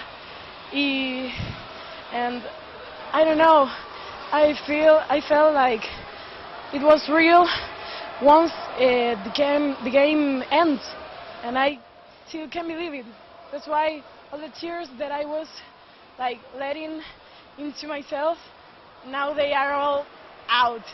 Me dejé todas las lágrimas adentro hasta que terminó el partido y ahora pude largarlas por fin y nada. Me siento muy aliviada. I feel so relieved. And I'm happy, I'm so happy, and I'm not gonna cry again because, okay, bye. I'll stop you so you don't cry again real quick, and then we'll go over here. So your first time out, emotional. This is your first WDBF as well, right? Yeah. Yes? Now give us your experience. Okay. How do you follow that though? Okay, so as well, it's my first World Championship of Dodgeball, and it was a hard work, like going in here in the training, all the trainings we had, like the selection of the team, and I can't believe that I made it. I'm so happy to be here. I'm so happy to be in home representing my country. I really love my country, and I'm so happy that I'm representing all my country. Estoy muy contenta de estar el día de hoy aquí, representando a mi país. Amo totalmente mi país. Estoy muy contenta de estar el día de hoy aquí. Fue un trabajo muy difícil de poder llegar el día de hoy aquí, los campamentos que tuvimos de entrenamiento, la selección que se hubo de las jugadoras para poder estar aquí, fue muy difícil. Entonces estoy muy contenta y la emoción igual no la puedo contener. Y pues nada, se vio en la cancha, el resultado no importa, se vio el trabajo que se hizo y estoy muy contenta con ello. That is so good, and I can't beat that. I'm going to let them answer a couple questions here, and we're about to get started with Mexico, Norway.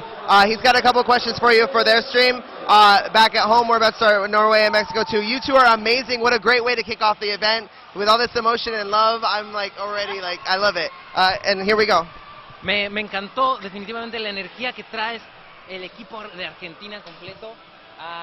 El que tienes con el masculino y el femenil, empezaron a bailar ahí abajo para celebrar su primer partido. Se fue bastante feliz, bastante intenso. Eres muy cercana con tus compañeros. Creo que el deporte y el amor por nuestro país nos une a todos. Siento que el estar acá representando a nuestros padres, a nuestros amigos, a nuestros familiares y representar a toda la Argentina nos une como más que nunca. No somos personas en un equipo, somos un equipo todo unido, y es hermoso que puedan también verlo desde otros lugares, lo apasionados que somos, y que no importa el resultado, siempre vamos a estar para el otro, siempre alentando y siempre yendo hacia adelante. Por supuesto, y así debería de ser. Barbie, hubo algunas bajas sensibles en el equipo mexicano. ¿Les quisieras mandar algunas palabras a ellas? Pues claramente que las extrañamos un chorro, que nos hacen un buen de falta, pero aquí estamos representándolas a ustedes, están en nuestro corazón y pues las llevamos con nosotros todo el tiempo. Y pues nada, también quisiera decir que estoy muy contenta de que empezamos el Mundial con un país de América Latina. Estoy muy contenta que se vea América Latina presente en un deporte que apenas está arrancando, pero de aquí para arriba. Muchas gracias a ambas. Well, Whenever you're ready. I didn't mean to take that from you. yeah. Okay. We'll be solemn for the national anthem of Norway. The next game is about to start.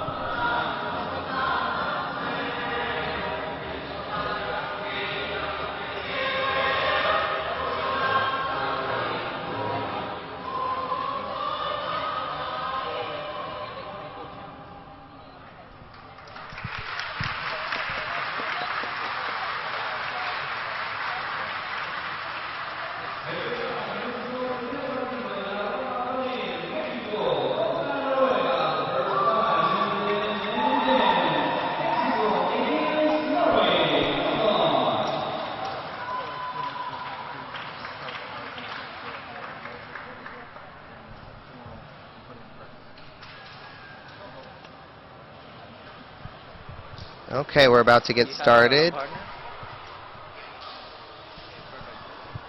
So we're about to get started here. We had a very emotional outpouring of emotions. You ladies are amazing. You're good to go. Go celebrate with your teams. I will see you later. Congratulations on everything, and I can't wait to see more from you both. And we're back. It's Mexico, and then Norway is about to start. We've got Mr. Bill Fisher here. As you saw, we're working out a lot of kinks tonight. As far as we have a Mexican stream and a Spanish stream and an English stream, and we're still trying to figure out how to coordinate them both at the same time. So bear with us.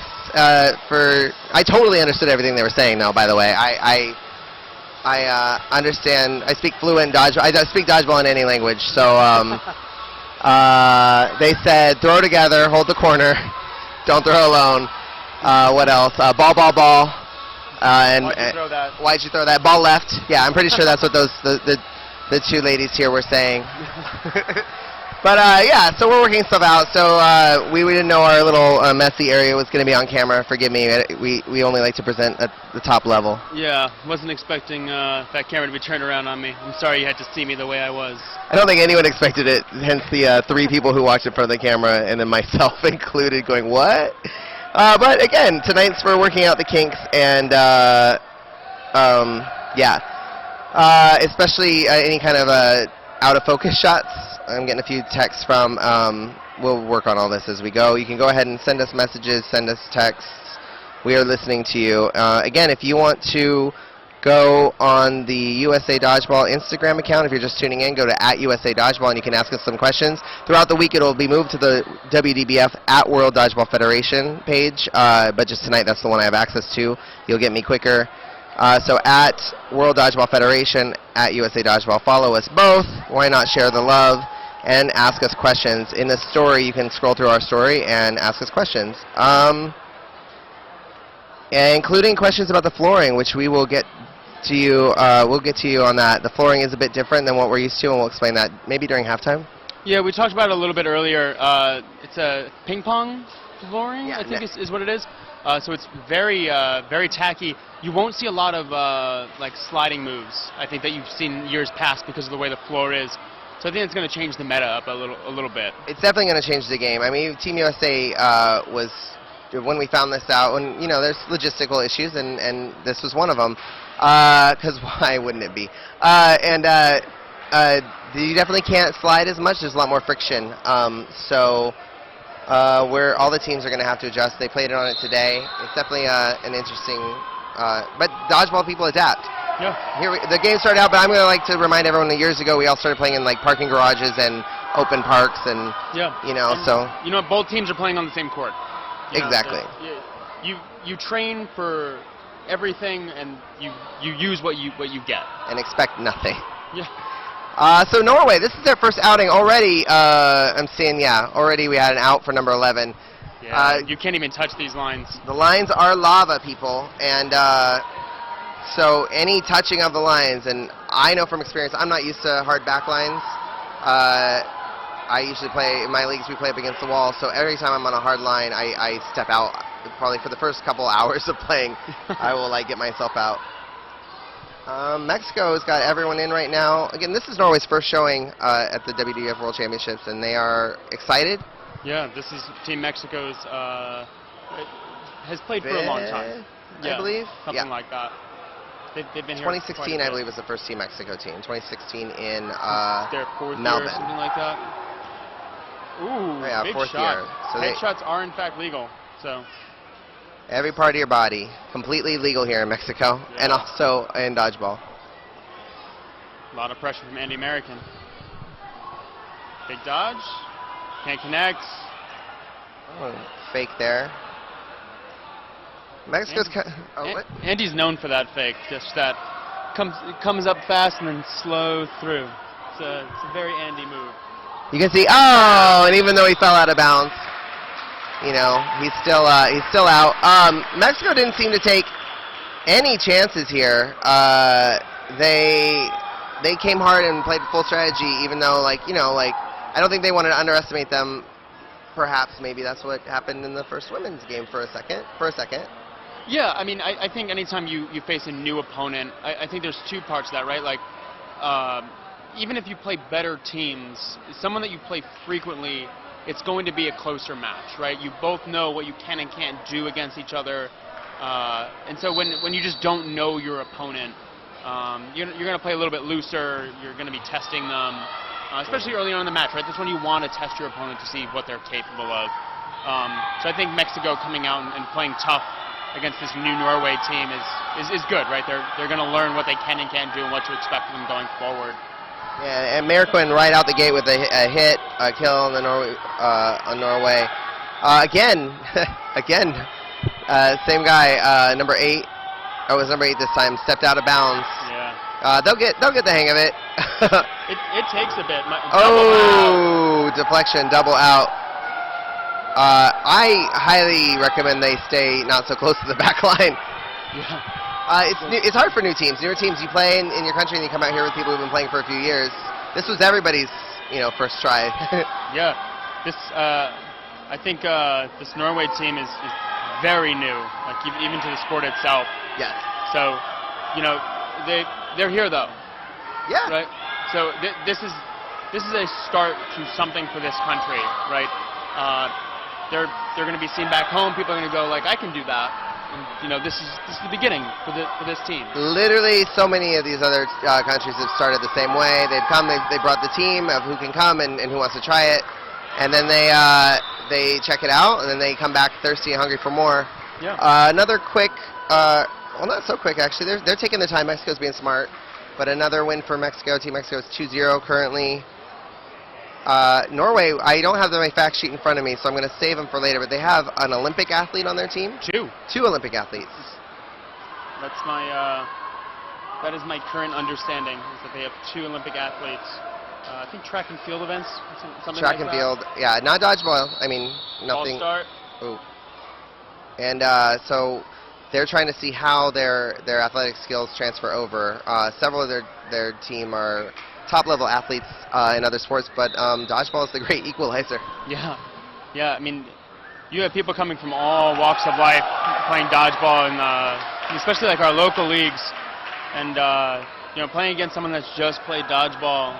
These athletes come in and they get whooped. Right? There's a transition period. That's my favorite. You get the big athletic people who might be like hot stuff in volleyball or baseball, and they've got an arm. And they come in being like, oh, and they just get destroyed by like the most random little tiny dude, or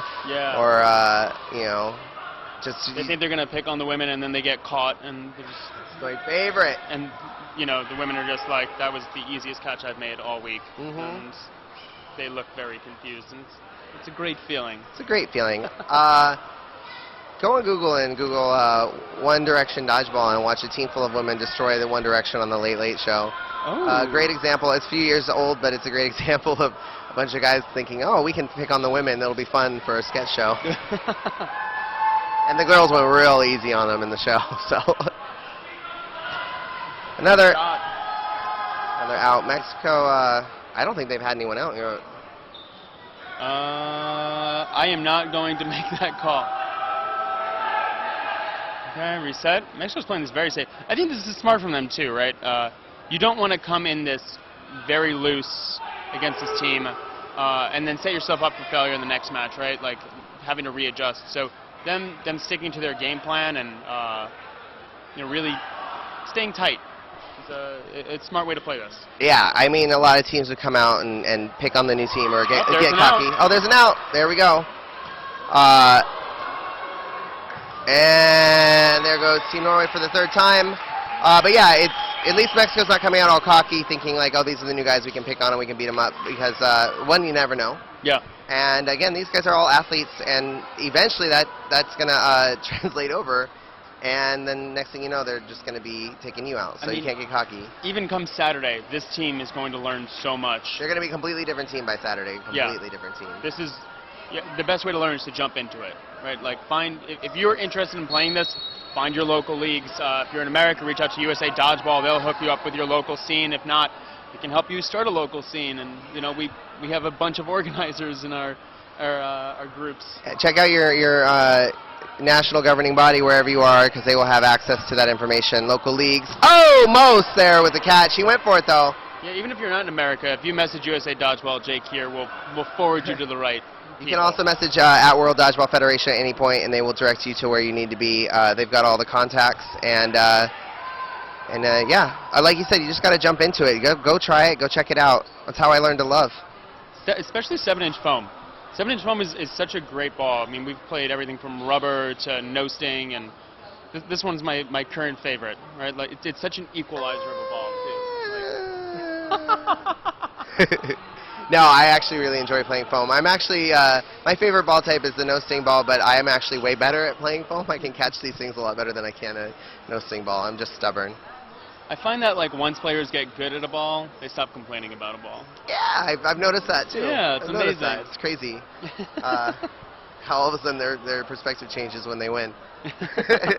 But again, that just goes along the line of cockiness here, which Team Mexico is showing none of, and no, he's safe, but No, he got hit. Oh, he got hit? Yeah. Oh. And then he stepped out of bounds. Oh, the referee is counting, and I mistook that as a safe sign. Oh, got it. That is Joe Coelho, right? Yep. He is his second time reffing the World Championships. Last year he reffed in LA. We have refs from all over the world. We're a very inclusive group. He is one of the absolute best refs. He knows the rule book in and out. No kidding. He's fantastic. He wouldn't be here if he wasn't. He wouldn't be here a second time. Yeah. Oh no! Oh, and he took himself out. I wish from here I could scream down and say no. We need, you know what we need is we need Argentina to come in here and cheer on every underdog team. Yeah. I think when Argentina is cheering for you, you can accomplish anything. I ran out of here just for a moment while you were interviewing, and Argentina was in the hallway chanting and high-fiving everyone that came through. So they all just had their hands held out, and we're like, hey, it's you, whoever you are. Yeah, it's literally, whoever you are, you're my friend. I'm from Argentina. I love you. Like, that's pretty much how every conversation goes. They're the most amazing people. Again, follow at World Dodgeball Federation on Instagram, and we will share it at USA Dodgeball as well. Because I have the mic, so I get to plug my own leagues. But and we'll have another out. We have some behind-the-scenes footage of everyone getting ready, and you will want to see Argentina just before games, after games, and at social events. Before, after, during, you just want to see Argentina. Yeah, agreed. This is also a call-out. Australia, you got to be even louder this year. Argentina's here, cheering louder than you might be able to. Let's see what you're doing. Where are you right now, Australia? Those are fighting words. Those are fighting. Them's fighting words. I know the Oz drinking team back at home right now watching is probably throwing things at the TV and posting on your Facebook right now, Bill. Yeah. Bill Fisher, not Jake Mason. Bill Fisher said that. Fischer. Yeah, just come at me. You heard him, Mergs. Go for it. Yeah. But I would like to see the Oz team step it up tomorrow. Because for me, the drinking, or they're not even drinking. Just the excitement trophy is going straight to Argentina. Ooh, there's another hit on American. Sorry, the whole team was what? Is the whole team just not drinking at all? I'm not sure. There's a bunch of teams that are, which is good, right? You're at the World Championship. You're at the World Championships. They gotta take it easy. No, it's a 6-day thing. You're in Cancun, but you're here for pride first and foremost, right? Like it's really hard to be at that beach without a fun mixed drink in your hand. Responsibly, and these are athletes, and these are the top level athletes, so they gotta make the decisions. Luckily, I don't have to. Yeah. Okay. Once again, send your questions to USA Dodgeball. At USA Dodgeball on Instagram. It's on our story, and we'll answer your questions as we go. I'm gonna look at that right now. Yeah, Jake will pull that up. Let's see what this Norway team is doing. They're trying to get some space. Ooh, actually, they've knocked out 2 folks on the Mexican team right now. Fun fact, number 9 is also the president of the Mexico Dodgeball Federation, right? Oh yeah, there's Armando Valdez, the president, our host. He is right there, number 11 in the outline right now. Is the vice president, I believe, of the federation. I can never say it right. I always mess it up. So Mexico, and they're out there representing their country on the court, and then putting all the hard work in behind the scenes as well. So I'm shocked he can hold the ball right now. I know what it's like to throw into these things, these events, and I wouldn't be able to get on the court. I'd fall over. This match is, you can tell, like, already Norway's learning, right? These matches have slowed down significantly. They're not overextending as much. They're keeping themselves steady. They're ready for things. Nice dodge there, right? Like, you're dodging one of the best teams in the world right now. Like, Norway, good work.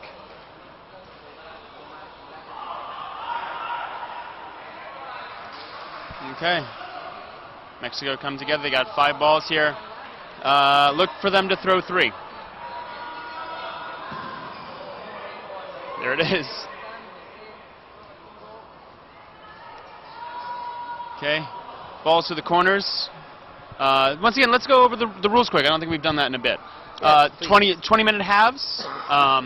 You have this is a volleyball court, essentially, the dimensions 60 foot by 30 foot. Roughly, yes. Yeah. Yeah, it's like 59.58. We're Americans. We don't get the metric system. Yeah. We literally don't get it. They don't allow it. Yeah. You can't touch any single line. If you touch it, you're out. The exception being those inner lines, the check line and the 25-foot line, which is used for the women's matches. Aside from that, when any one ball from either side is thrown, the count is reset. When I talk about the count, you have 10 seconds to throw a ball when you are. Ooh, nice shot! Almost a catch by Team Mexico there, but the counter coming from number 23 connects, and that'll put Mexico up 5-0. So here's the thing: when you come into this and you're new like this, and you're coming at this level of competition, of course, you know it's going to be a rough start. I spoke to some of the people from Norway. They went into this with the best attitude. They went into this knowing that it was going to be rough for them. They were under no false pretenses of coming in. But it does seem right now, for me, their body language looks a little rough. They're all, again, like I said, a lot of them professional athletes in other sports. So oh, that's a double. Even knowing that, I think it hit it back into the ball.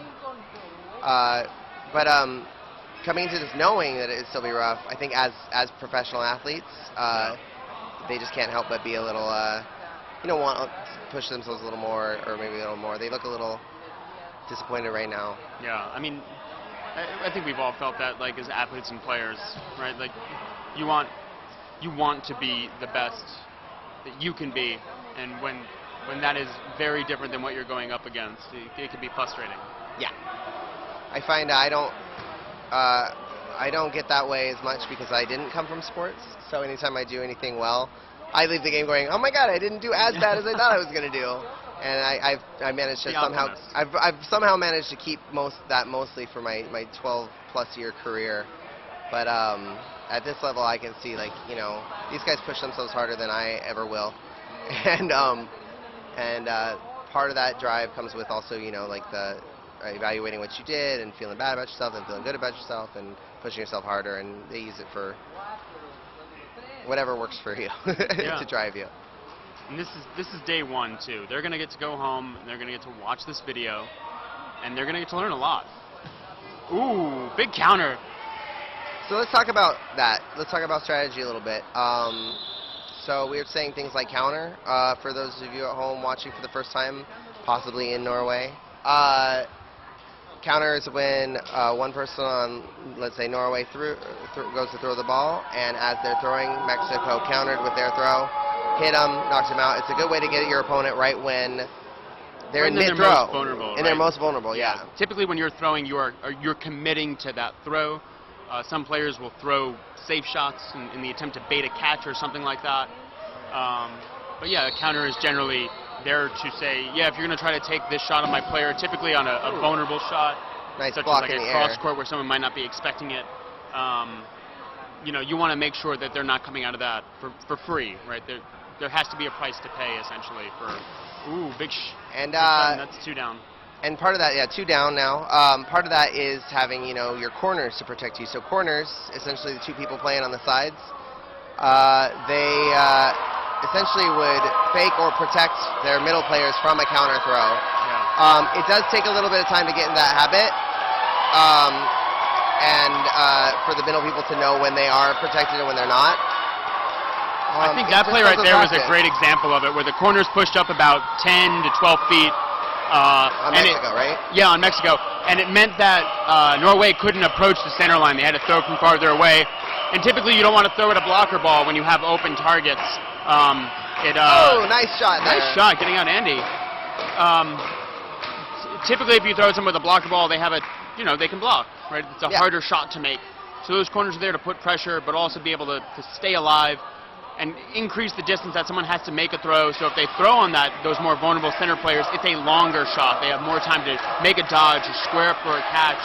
So those corners are very important. And even with the fake throws, the pump fakes, you know, it distracts. So you might be faking, they might know you're not going to throw, but you're still distracting them. You're still pulling their attention away.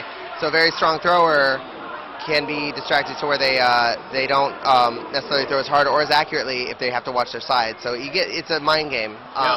It's also you'll see it a lot with like Team Canada does it, where they're constantly pump faking even after they throw, because they don't want you to get to that throw line as fast. They don't want to give you as many pump fakes, right? They want to be able to get to when they get to their back line, to have like 3 or 4 seconds left. Maybe you get 1 pump fake, and you know they get to commit to their dodges and not be left vulnerable for it. Exactly.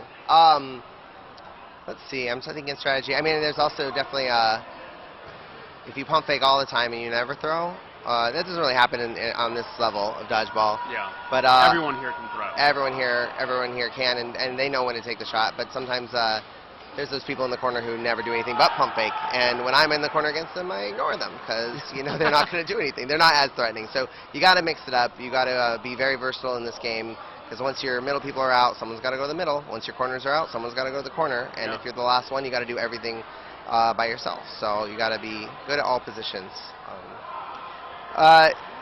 Another thing I got a note. Norway is flinching still a lot, which just shows, it's funny because after 12 years of playing dodgeball, I will personally go through a phase, you know, I buckled down for a catch, I've been hit by a million balls, and all of a sudden I'll start flinching, I'll start freaking out. Yeah. I think we've got hundreds of years of human instincts and evolution to want to avoid getting hit by something, so to buckle especially in the face. Especially in the face.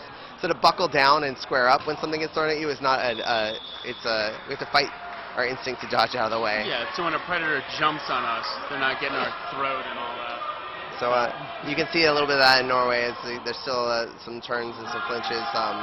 But again, that's going to change. We're going to see a whole new team by Friday, I bet. Yeah, 100%. Especially, this is Team Mexico, right? This is a great team. This is a top 4 team in the world. Like, this is a hard match. For their first one out, yeah. I mean, in general, yeah. Like, I don't even think they have a local scene that they're coming from. But this is the best thing. This is why I love the Norway people right now, right? So it's not even about how well they do oh, nice shot. That was a counter right there. That was. Norway took it. And it connected. And he was not expecting that. And this is the World Championships. Yeah. They get to say they came to the World Championship, and I hit one of the best players in the world. Oh, there we go. You hear it. Argentina's back. Australia, where are you? We know where Argentina is. They are right there. I see some Aussies, but you can't hear them. So, do they even exist? If Australian dodgeballers in the building and they don't make a sound, are they even really there? Yeah. Our room's gonna be ransacked when we get back to the hotel. Yeah, I know. I'm getting death threats. Come at me, Brandon Leiter. Mostly from people who are not in Mexico right now, so that's fine. But the best thing I love about Norway right now, what they're doing here, is they're planting their flag, they're growing their local sport. They're like, okay, you know what, we're going out, we're going to do it, we're going to put ourselves in this vulnerable position, and we're going to try our best. Oh, there we go, and 2 hits already.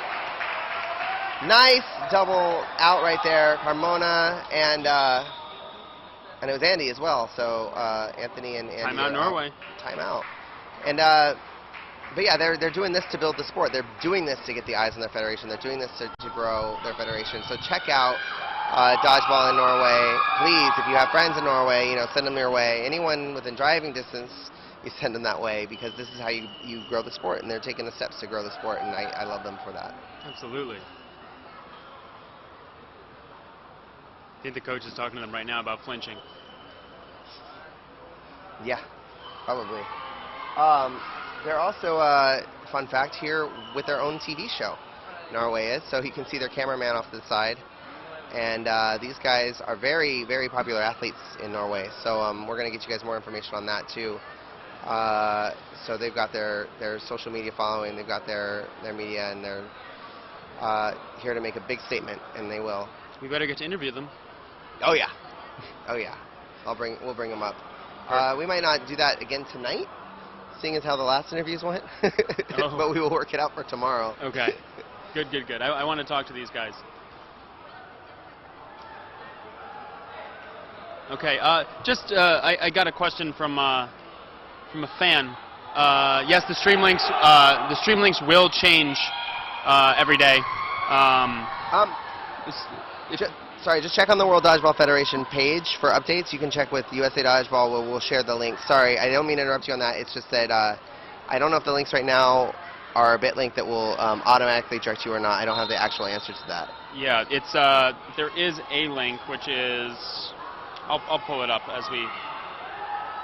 If you're watching right now, you found it. Congratulations, and go to the World Dodgeball Federation page on Facebook, at World Dodgeball Federation. On Instagram, we will be sharing everything through USA Dodgeball as well, but you should be following via World Dodgeball Federation.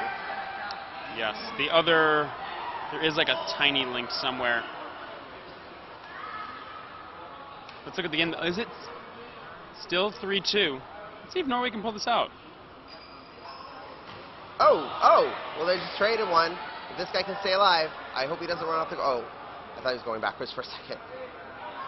Valdez. So we have Orlando, and yeah, look at them going up. Oh, all right. Ooh, okay, staying alive. Orlando Huicochera, number 22 on Mexico. Armando Valdez, number 9. Presidente. They're going to coordinate their attacks, and let's see. What they can do. Okay. Oh, steals it. He blocked one, and the other one almost blocked it. Number 23. For those wondering, fmdb.live/stream will point you to the stream link every day.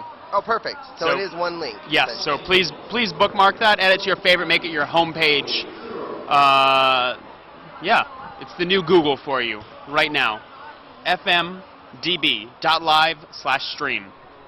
fmdb.live/stream. Remix it, please. Also, I can't. I don't even. I'll embarrass myself more than I already do. Make sure you're following, again, Norway. They've got this great show coming out. They're doing a whole thing on this behind the scenes and their first experience. So follow them and their federation. Follow every federation. If you're watching this now, I need you to be on Instagram, immediately liking and following Dodgeball. Malaysia, Australia, Hong Kong, Mexico.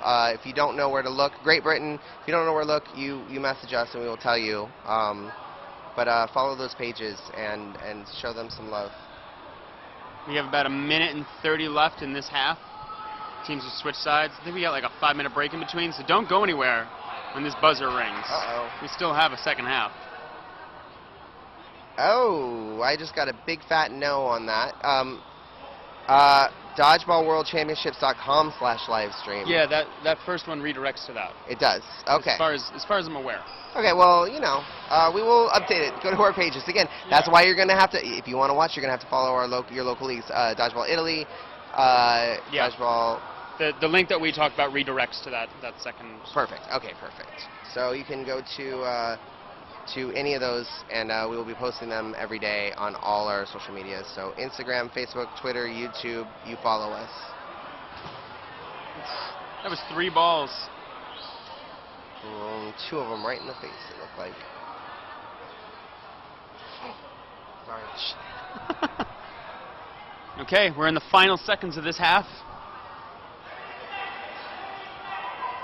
30 seconds left. Safe. Refs are calling him safe. So no matter how much time is left on this clock, if that got him. Okay, we're gonna play at least one more game. So here's some fun facts. Thank you. Instagram is Bjorn AR Nupen. I don't know where to put the spaces there. So, but anyway, regardless, thank you. Fun facts on Team Norway. Peter Northug and Thor are both world champions. In what sport, if you want to tell me, we'll figure that out. They're both world champions. The Norwegian team has never played together until recently, until maybe here even, but we did see them practicing a little bit. And the Norwegian coach is a retired scorekeeper for Norway. Yeah. Send us those fun facts. I like sharing information on Norway and how to... Any other responses in there? Any other questions as we approach the half? No.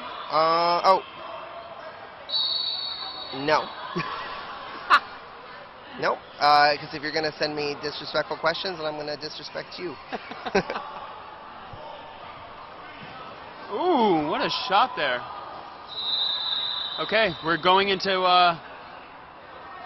no block to finish off the first half.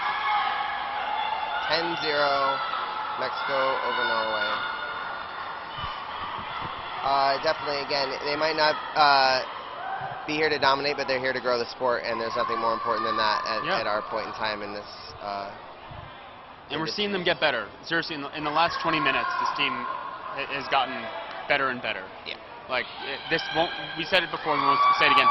Come bracket on Saturday, this will be a different team. Exactly. They're doing great things. Also, a fun fact, we have a hot mic that is always live, so you're going to hear us cough and snort and sneeze, and we apologize in advance. Yeah. We'll try not to eat on the stream. I have no mute button. I apologize.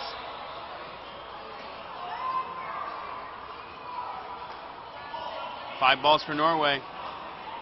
Nice. Mexico staying alive, showing those dodging feet. Again, everyone's also getting used to this flooring. None of us have ever played on this floor, this kind of floor before, so everyone's got to adjust a little. Teams that slide, especially.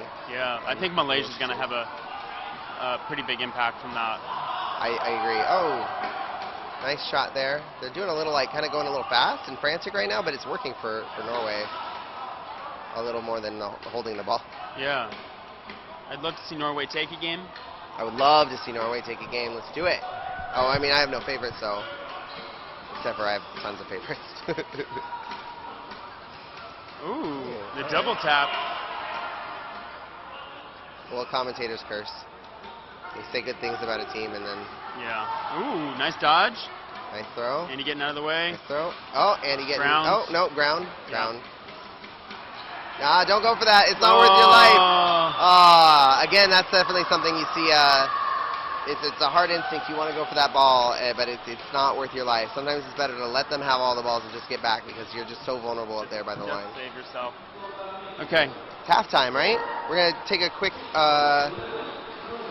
No. We're going to bring Terry back in here. Yeah, Terry, what did you think of that match? What did you think of Norway? I just want to make sure you guys can hear me. Again, we're figuring some stuff out, so bear with us. We do want to talk about this. We have a lot of questions that people have sent. They sent them to our messages on Instagram. And so if we don't answer your question tonight, tune in because I'm going to hold on to these so we can answer. But another fun fact about Team Norway, the Norwegian team has 2 world champions on it. Peter is a several-time world champion in cross-country, and Thor is a world champion in cycling. The team's coach is a former Premier League keeper for Tottenham in England, and amongst others. So, yes, we definitely want more info. Thank you for sending that, because I would love to have more of these facts. And again, it's really neat to see how other sports and skills translate into dodgeball. And so while dodgeball might not be their sport, and this is the first time the teams played together, you're going to see that I think you're going to see that kind of like world-class athleticism translate once it starts to click. Yeah. A nice shot there by Indy. That was, like, no matter the opponent, that was a beautiful foot shot. That would get out most players with that. Terry, what are you seeing? Well, just kind of like we were saying in the half, Norway still, you can see them getting driven back a little bit by the pressure from Mexico. Mexico also, honestly, really accurate so far in this match. I feel like they've had quite a few shots just kind of connecting in that ankle area. I bet their hit percentage in this one's pretty high. Admittedly, a little bit easier if your opponent turns away from the ball, so hopefully that's a reflex that they'll be able to conquer in a little bit of time. But yeah, still, they're sticking in this match. We're going to see if they can earn themselves a point. Coming close on Mariquin in the corner. He goes long and connects. And in the back and forth, though, we see one player eliminated. Zhang knocked to the sideline. 2 on 4. That was a 60-foot shot by Andy. That was beautiful. That one, not as beautiful, but he was confident from last time, and I think that was a... Yeah, we see Peterson wanting to talk a little bit with the referees. But, yeah, I think he should have trusted them to make that call correctly there. He got hit out while he was assuming he was not under threat. Yeah, he was number 8 on Norway, ran up assuming that the... oh, and he stepped on the line. Good dodge, though. I got to say, like, he made the right move. He moved his feet. Like, a lot of players will just plant and kind of shift their body. Like, a lot of 7 inches not being where you expect someone. So he did step out, but I see progress. I see a lot of progress in this Norway team. Yeah, I like the lateral movement for trying to evade dodges. Sometimes you go up, sometimes you go down, sometimes you go side to side. He committed to the lateral move there, but unfortunately he's still out. And we do see the referees conferring a little bit at the middle. They will talk once in a while when there's stuff to talk about. We see the Team Norway coach kind of trying to keep his team motivated, keep them fired up. They are down 11-0 with 17:43 in the match. On that note, I am going to dip out and do my duties as USA Dodgeball president. I'm going to leave all of you at home in the capable, more than capable hands of Terry Thrasher and Bill Fisher. Again, send me all your questions at USA Dodgeball on Instagram or at World Dodgeball Federation on Instagram, and we will get to you throughout the day, including questions from, you know, our fans, Sam Barry, and back at home. We've got lots more information coming on Norway, and some very inappropriate questions from San Francisco dodgeball player Chris Brenton. And just all of you, send your love, send your love. We're going to need it. It's we're in paradise because we're here at the World Championships and I'm with you guys. But also, it's going to be a long week, so give us some stuff to talk about. Thank you. I kissed a dolphin earlier today. What? Did you have consent? It was consensual. I was also wearing a life jacket, so safety first. Please join me. And I think we see Rodriguez knocked out there, so Norway kind of connecting on a few more of those throws. They're not looking too bad out there. Yeah. Ooh. Okay. Gets through the blocker. That's an out. Yeah. You gotta take those. That was. Oh. So once again, let's just to tell you what's coming up this week. While we have a moment. Day 1 of an event that goes until Sunday. Tomorrow we start at 9 a.m. Eastern, and we're going through till like 9 p.m. Eastern. That's 6 a.m. and 6 p.m. respectively on PST. Malaysia, Great Britain, I don't know the times, I'm sorry. I think it's -8, so it should be -5, but it's probably -4 because of daylight savings time. And why would time be easy? Why? It's the worst. It's the worst. Abolish daylight savings time. I was enjoying, now that I finally found my fact sheet with some info about Team Norway, there's some good stuff on there. So far I think my favorite is that in terms of things to improve, some of the players showing some understanding of their limitations perhaps here and there. We've got, let's see, too slow and easy to hit. cited as something that's needed to be improved on by Andreas Borge out there. He's number 7. I mean, that's some good self-awareness potentially. Yeah. Once again, I'm looking forward to seeing this team on Saturday, right? Like, they're going to learn so much playing against the best, right? They're going to be forced to learn, right? Like, I look forward to seeing them take their first game, similar to how the Argentina women's squad took their first game and just how excited they were to, have that first win in the bag, right?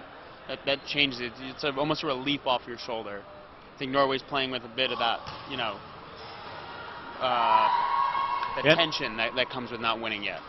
And it'll give them kind of that sense that this stuff is doable, that they can close the gap between them and a team like Mexico. They may just need a bit of time to figure out their style, but I think that first point is important, just to show yourself that it's very doable. You just got to put in the work, and you'll get there. Yeah, I mean, this goes to like every level, right? Like, even if these guys aren't top dogs right now, right? Like, they're setting the foundation for every player that comes after them. Same thing with this Team Mexico, right? They're here now, but they're still developing the next set of players, coming up down the pipeline. 5 years from now, like, are all these players going to be here again? Probably not. Like, team swap every year, so constantly developing new players is important, and this is a valuable experience for Team Norway right now. Yeah, for their first showing, still coming with some confidence. They're coming up a little better. Ooh, that's a nice little easy pop-up. That one went pretty high in the school gym that I'm playing in on Wednesday nights. That would have been a dead ball because it would have hit a big ceiling. And that point closed out for Team Mexico. They continue their run here. We've got 13:54 remaining in the second half. And that is 14-0. 14 minutes left. Come on, Norway. They had a one-on-one earlier. That could have been it. Yeah, they're getting closer. That breakthrough first point could still be there to come. And now we see they're going to be on the advantage. Coming to the line. A lot of big commits from this Norway team. Yeah, we saw Beerslid kind of directing traffic from the middle there. Ooh, there's a shot missing in the back and forth. Ooh, it looks like, I believe that's Peterson knocked out. He's been a target out there. He's a big body, and Team Mexico has been able to hit him a few times. Peterson, known as Toby, apparently everybody calls him Toby, and has played in the European Cup in handball, which I assume has a lot of translatable skills. Ooh, as we see Carmona absorb 3 shots there, the last one in the head. Yeah, we have a former pro handball player in our Seattle ranks, and they can launch that ball. It always looked like a really interesting sport to try, and have not been able to do it in Canada so far. Timeout called by Norway. So once again with the rules, you have 2 timeouts per half per team. This is a volleyball-sized court. You have 10 seconds to throw a ball. Any ball thrown will reset the count. So if you try to make that defensive throw, you might just be giving that team another ball advantage and to recall a play and get up there. You can't touch any of the lines, any of the sidelines or the center line, or you will be out. If a ball hits a player and then hits another player, they're both out. If the ball hits a player and then hits the player next to them, the player that was originally hit is safe, and the player that made the catch gets a catch, and the player that threw it is out. On a catch, the player that was first out does come back in. 20-minute halves. It's a pretty good recap. Yeah. Somewhere in there. Yeah, the core of the game is obviously really simple. I think a lot of us, played it in school or just kind of played it on the playground. Honestly, an awful lot of it is still just as simple today. Even if the tactics and the athleticism get more advanced and more demanding, the spirit of the game, the core of the game is pretty straightforward. Find your local recreational league and you know, have a blast. Literally. I mean, hopefully you deliver the blast to someone else sometimes, but Yeah. I hope you have a good balance of people that are blasting you and people you can blast. so there we saw, since it was a timeout, both teams starting from the back line. Now it is Mexico on the offensive. And we see that throw from Huicochea, just kind of missing. And now Norway advancing. Oh, and I think that follow shot did connect. Nice shot. Good thud to that shot. Yeah, and then they lose someone else in the exchange. So we see Mexico still very decisive with those throws, knocking players out. Maybe American is over on that left corner now. It was on the right corner earlier. Guess they're swapping it up, just kind of seeing what everyone can do on different positions. And ooh, double tap there. That was an interesting throw too. That was a sidearm, I think, from Andy. Yeah, quite a few players at this level have a mix of throws they can do. And Yeah, if you're a one throw person, you're going to be pretty easy to catch in that sense, right? Having a fastball, a curveball, all these kind of things will help you. You know, your opponent's going to dodge. How do you make your throw look like one thing, hit it somewhere else, prevent yourself from being caught easy? You know, gotta have some versatility in your arsenal. Don't want to be predictable. And we see the sole surviving Norway player still staying alive out there. I think that might be Posh, but I can't quite see the name. That throw going a little high, and I think, yeah, they got grazed there. So what was the score at the start of the half? 13? I think it might have just been 11. I don't remember exactly, I'm afraid. Either way, this game is slowed down, right? Yes. Considerably from where we started. Norway is learning this game, right? You are seeing progress right here, right now. They are blocking, they're dodging. You're seeing progress, straight up. Yeah, I think some of the pressure. Ooh, that was a quick jump from Zhang, and they find Peterson again. Yeah, I think the initial pressure from Mexico kind of caused the Norwegian team to back off pretty hard, but I think they've learned a little more when those throws are likely to come and when they aren't, when they can come up safely. There's a catch by Huicochea. I believe that's Bierslid, who got himself caught out. But, yeah, still steady. Mexico still 6 players strong. Norway avoiding that line. Getting better at that. Yeah, but now down to just 3 players coming up to the line.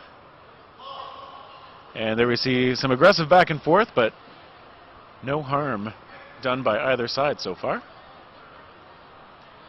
We've got just under 10 minutes remaining in the second half. 15-0. Mexico over Norway. So each game is important here as well, right? The game percent wins is one of the things that is a tiebreaker here, right? So if 2 teams have the same match score, I think it's the first or second tiebreaker. I'm not entirely sure. I don't know if head-to-head comes first. We'll find that out. We'll tell you tomorrow, sometime between 9 a.m. Eastern and 9 p.m. Eastern, and 6 a.m. Pacific to 6 p.m. Pacific. I guess you have to have that Pacific shout-out for the people in your home city. Yeah. Seattle, Washington, Dodgeball Seattle. If you're in Seattle, Pacific Northwest, send us a message, Dodgeball Seattle. I will respond to you. I won't in any league, but By any method of communication, Terry will not respond to you. I mean, if you send a message on Instagram, you can find me at, I think, TThrasher96, but not my birth year, just my favorite number, dodgeball-wise. So, oh, and we see a catch. I think that's the first catch I remember. First catch for Norway. Peterson back in the game. We see some happiness there. That's a first for Norway. That's big. And that was a grab by Thor Hushovd. And a little bit of momentum, maybe, for the Norwegian side. Peterson, ooh, nice dodge. Oh, gets him on the butt. I got to say, that dodge is big. That's a hard move to make on this floor. I don't know if you heard the squeak as much as we did, but this floor is not meant to be slid on. Yeah, That's dedication. that squeak might have hurt. I don't know from here, but let's just say I wouldn't want to do it. Yeah, I can honestly say that might just be taken out of that sentence. That hurt, from what I understand. This floor's kind of like sandpaper. Who showed himself a cycling pundit for TV2 in Norway. He's listed as his thing to improve. He can be too calm. But he seemed a little bit fired up after he made that catch, so good on him. I think Bjørslid maybe hit the line there. I didn't hear the ball hit him, but could be wrong. There's just something about getting knocked out on the rush where, you know, that first couple seconds of the game and you're already out, you're already on that sideline. You most likely were on that sideline already from the previous game, no matter like what team you were, right? It's always down to like a 2v2 typically, like most of the time you're probably on that sideline, and now you're back there again, right? You get antsy. Yeah, what can suck about that certainly is if you get hit out early and you end up sitting for a long time, nobody on your side makes a catch, maybe the point's a little drawn out, you can go a little cold. It can be difficult to stay in the match at that point or to keep your joints limber. Yeah, I mean we've seen you know, one-on-ones go for like 12 minutes I think last year. We saw some really long one-on-ones. So, you know, it doesn't matter how early or late you get hit in, like some of those games can go very long, no matter how early or late it is. Yeah, those defensive skills can mean some points take a while, and I think that might have been a line violation. How dare you? Yeah. The nerve. But yeah, that was Enrique Huato coming out on the ref's call. And now we see it's still Mexico's throw. They've got the extra player. Coming to the line and on the attack. It's a throw by Zhang that misses, and yeah, on the reply from Norway. We've got just over 6 minutes left in this half. 16-0, Mexico over Norway. Once again, this is Norway's first time in this. Ooh, big counter. Yeah, this is Norway's first time here. I think we've said it a couple times now, but for those just tuning in, this is Norway's first time here. Mexico's been here for years and years. Ooh, over the middle. It's a 2v2. We actually haven't seen too much of that over the middle, I think. That might be the first one of the tournament. I think those sidelines or that back line are a little easier to hit when you're kind of scrambling. Yeah, for sure. Absolutely. There's a connection. I don't think Mexico wants to drop a single game here. They want to just, you know, they want to come out of this clean. Yeah, it's big momentum for them if they can. They'll have to get Peterson out of the way in order to fulfill that on this particular set. 5 minutes and 30 seconds left, just about. Again, part of what I like, he lists Peterson, that is, as a strength for himself, big, tremendous excitement, but then as a thing to improve, can get overexcited. Got to find that perfect level of excitement. Hey, your strength becomes your weakness sometimes. And swatting that ball out of the way, taking a couple of throws, but that one is blocked as well. He goes low. Another one of those knee slides. I mean, that's 3 in a row. That's working for him. Even the Mexico sideline is cheering for him with that. That was beautiful. I feel like they can appreciate some good play.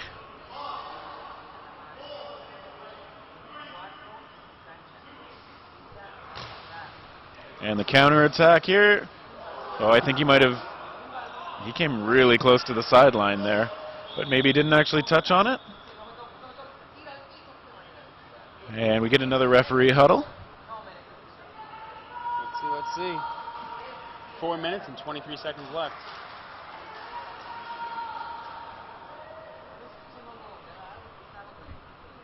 And we see the sidelines called over as well.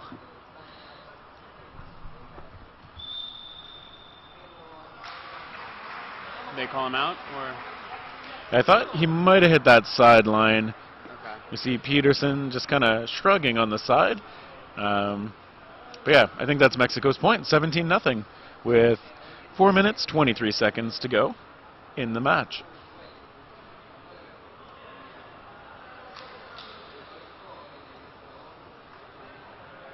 I think he was saying looks like he's saying it was a deflection. Maybe he didn't get a clean block or something. I'm only reading body language from 100 feet away. So we'll see how that goes. You're doing a fine job, probably. Mexico a little faster to the shot, but yeah, De La Riva's shot blocked. And that's kind of what we were talking about. It feels like the Norwegian team's got certain things a little more crisp. A lot more of their throws are on target or close to it. Dodging getting a little more elusive, and even those blocks, the blocking form a little stronger as they get those balls out in front of them and try to fold down behind them a little bit more. Some good footwork coming into it. I think they do need to trust their sweepers a bit more.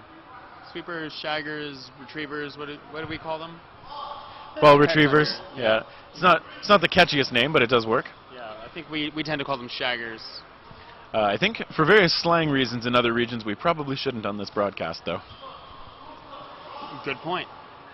If you do hear it from someone on an interview, you at least know what I'm talking about. I think that instinct to try to track down the balls and maybe not reflexively let your retrievers get it, that's actually a little bit of work to overcome. I think there are quite a few people who, you don't actually have ball retrievers in a lot of leagues that a lot of us started playing in, so unless you've played this style probably at a tournament, it just doesn't occur to you that there's somebody on the sideline who's going to get that for you. Or you'll play with like a back wall behind you and you turn around to stop a ball from rolling back to the team. There's some uphill, trusting those people back there, keeping your eyes forward. You're more important on the court than turning around trying to get that ball. So keeping those eyes forward and trying to get that catch or whatever you can in that moment. Yeah, just little adjustments as people get used to the style. I know personally, I would love to see Northag there not turning away from the ball quite as much, maybe trusting that he can maybe make a catch that he doesn't give himself a chance to do if he turns away from the ball each time. So we got just over 2 minutes left. Please message us. Leave comments on the stream, questions in the stream. Leave questions on USA Dodgeball or World Dodgeball Federation, and we'll answer them as soon as we can. If you're one of my friends and you see interesting questions in the stream, let me know and send them my way, and we will answer them. Oh, and they're nearly a catch, but it does not look like that could be found. That time I know Peterson did hit the sideline. He kind of looked a little exasperated with himself when the ref let him know. Ooh, there's a catch by De La Riva. Nice grab. Now he calls over his corners to talk. Gonzalez evading, throwing. Ooh. Nice initial block, but over-aggressive. Yeah, that was all three throws from Mexico connecting on Beerslid. And yeah, I mean, they had the player edge and they had the player from Norway up a little close to the center line, so why not take those shots? Interesting match for sure. We have about 1 minute and 38 left. So let's see if Norway can take one in the last game. See what they can do here. Hoping for a good game. Nice shot off the rush. Yeah, Peterson throwing pretty well here. I feel like as the match has gone on, his throw form has really been coming along. You know, it's one of those things when you play, I feel like it takes like a match or two to really get your flow, right? You know, I think in the WDBF format, you're forced to do it on the court more so. Right? There's something about that first match of the day that's just a little bit different. Right? You're not all there yet. You know, not up to speed yet. And I think that's what helped, like over time also. Just getting that groove, finding that groove, maybe a little later than Mexico did. And if you've played in a few more of these tournaments too, I think it gets that much easier to conquer the nerves. Yep. Big catch! Oh, nice grab. What a catch by number 5. What's the name of I want to make sure he gets all the props that he deserves for that one. Sadly, I don't know if we've got him in our list. Oh. which is unfortunate because I want to give him a shout out for that grab. That was pretty good. That was 5, right? Or is that 6? That left corner. Well, there you see Bjørslid hit out again. What are you? Might be number 6. 5? 5. Okay. So since he's not on the list, but since I can sort of see his jersey, it looks like. Yeah, that's an out. Okay. Yeah. We're gonna get one more game. Yeah. So 8 seconds left. No matter how much time is left, a game will always start. After the 8 seconds, it will go to no block. Both sides will start with 3 balls. So you assume that Mexico is going to throw all their balls before time expires. The reason being, they're going to get all the balls back anyway. So we'll see. We'll see if that pans out right now. yeah, if Norway's ready for this situation, they may do the same thing where it's just kind of a flurry from both teams back and forth, just trying to make the other team's numbers as manageable as possible before you get into no blocking. And like you said, why not? You're going to get those balls back, so. Yeah. I think they're. Only reason being, you don't want to throw, across the court. It end up with a catch on the other side, right? Like. Yeah, or waste a ball on a throw that could have been a better throw instead. Yeah. So 8 seconds, starting now. Yep. See, there goes all the balls for Team Mexico. 1-0. Norway can't respond to it. Yeah, so Mexico doing well with the aggressive start. And now we are going to go to no blocking with Team Mexico up 6 players to 5. Looks like they're targeting that, is it Peterson you said? That's got the arm going right now? Yeah, I think he's been a target pretty often for Mexico. He's currently over in the left corner for Norway. He's earning their respect right now as, the cannon on that team, right? They're not letting him get anything easy. He's gotten people out, so gotta be aware of him. Mexico overextending a little bit here, down to 1 ball. Yeah, it's not terrible to only have 1 when you're in this situation, but that one bouncing low. De La Riva missing as he almost reached for that ball. Okay, 3 balls to the side of Mexico.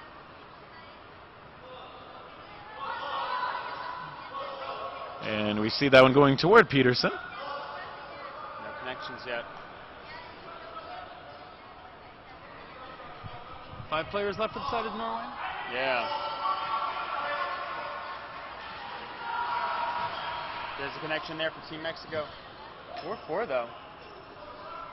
Yeah, they're making it close. Okay. What can Norway do here? Once again, we're in no block. If it even touches the ball, you're out. It's essentially now an extension of your body. Yeah, and there we see the connection under Bjørslid. That was Rodriguez and Huato letting those shots go. And there's a very aggressive shot that finds 2. So Player left. Mexico. We see the 1-for-1 not becoming a thing as Gonzalez misses, but he also evades the counter shot. Right now he can trade, right? Team Mexico can trade one-on-one, and that's a win. When you're down on players, trading is not a good thing. Yeah, who showed now trying to do. Oh, I think he connected. And that's it. Mexico will wrap this up. 19-0. I think that's going to flip over into a 20, actually. Is it? Yeah, that is 20-0. 20-0. So the home side coming out strong in the men's match as well as the women's match. Good showing to Team Norway for their first outing in the WDBF. Huge ups to them. I think we saw improvement just from the beginning of the match to the end. And they've got several days to just keep getting better. Yeah. So, first day of the tournament. Once again, tomorrow we start at 9 a.m. Eastern, 6 a.m. Pacific. We hope to see you for the rest of the tournament. Tomorrow morning we start off with, I think, Great Britain and the United States men's team. Do you have the rest of the schedule for tomorrow? I just know the first match. That's the one I remember, but I mean, you can find it on the same websites we've been telling you about all day. Just look it up. So we will see you. We will see you tomorrow. My name's Terry Thrasher, I'm Bill Fisher. and we look forward to talking to you again.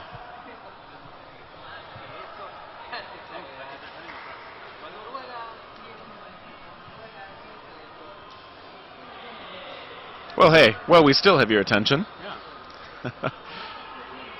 Just want to say that so far, Cancun, one of the nicest venues I've been to for a tournament. So it's really warm here. There was a little bit of snow on the ground where I left to get here, that being Toronto, Ontario, Canada. But yeah, a little warmer here. We drove from Seattle to Vancouver to fly down here, and it went from like, I think like 3 degrees Celsius to 86 degrees Fahrenheit, even converted. So much happier here right now. It was roughly 0 degrees Celsius, and here it's about 28, I think. So, you know, whether you want your Celsius or your Fahrenheit, we've got you covered here, sort of. Okay. I'm gonna look up the match for tomorrow. Let's do this for the fans. Yeah, I think we've just got a little bit of. Okay, I have tomorrow's schedule. Oh, hey, Bill with the info. Okay, so tomorrow 9 a.m. Eastern, 6 a.m. Pacific. USA versus Great Britain. That's the men's squad. Canada versus Argentina will follow that up at 10:30 a.m. Eastern. Canada versus Argentina. At noon, Australia versus Malaysia. At 1:30, USA versus Italy. At 3 o'clock, Malaysia versus USA. That's the women's division. At 4:30, you have Canada, Malaysia. That's the men's division again. And then Mexico versus Malaysia at 6 o'clock. That's the women's division. And then closing out the day is at 7:30 will be Canada versus Italy, the women's division. So a lot of good matches. I'm excited to see Great Britain. This is also their first appearance at WDBF in foam. USA, the second place team from last year. So that's going to be a very telling match for Great Britain as to where they stand. Canada versus Argentina. I'm sure you're excited to see your home team. I want to see what Argentina can do after last year. I want to see what they brought to the table. And to be honest, I'm also excited about the USA-Malaysia match. We got a gold medal rematch coming up tomorrow. So. Oh yeah, the women's division is Yeah, that's actually the gold medal rematch in both men's and women's when it happens on the men's side as well. So. Yeah, I think both first and second and third and fourth matches flipped last year, right? Between Australia and Canada and USA Malaysia, right? They both flipped between the men's and women's division. I'm gonna have to think back to 2017 because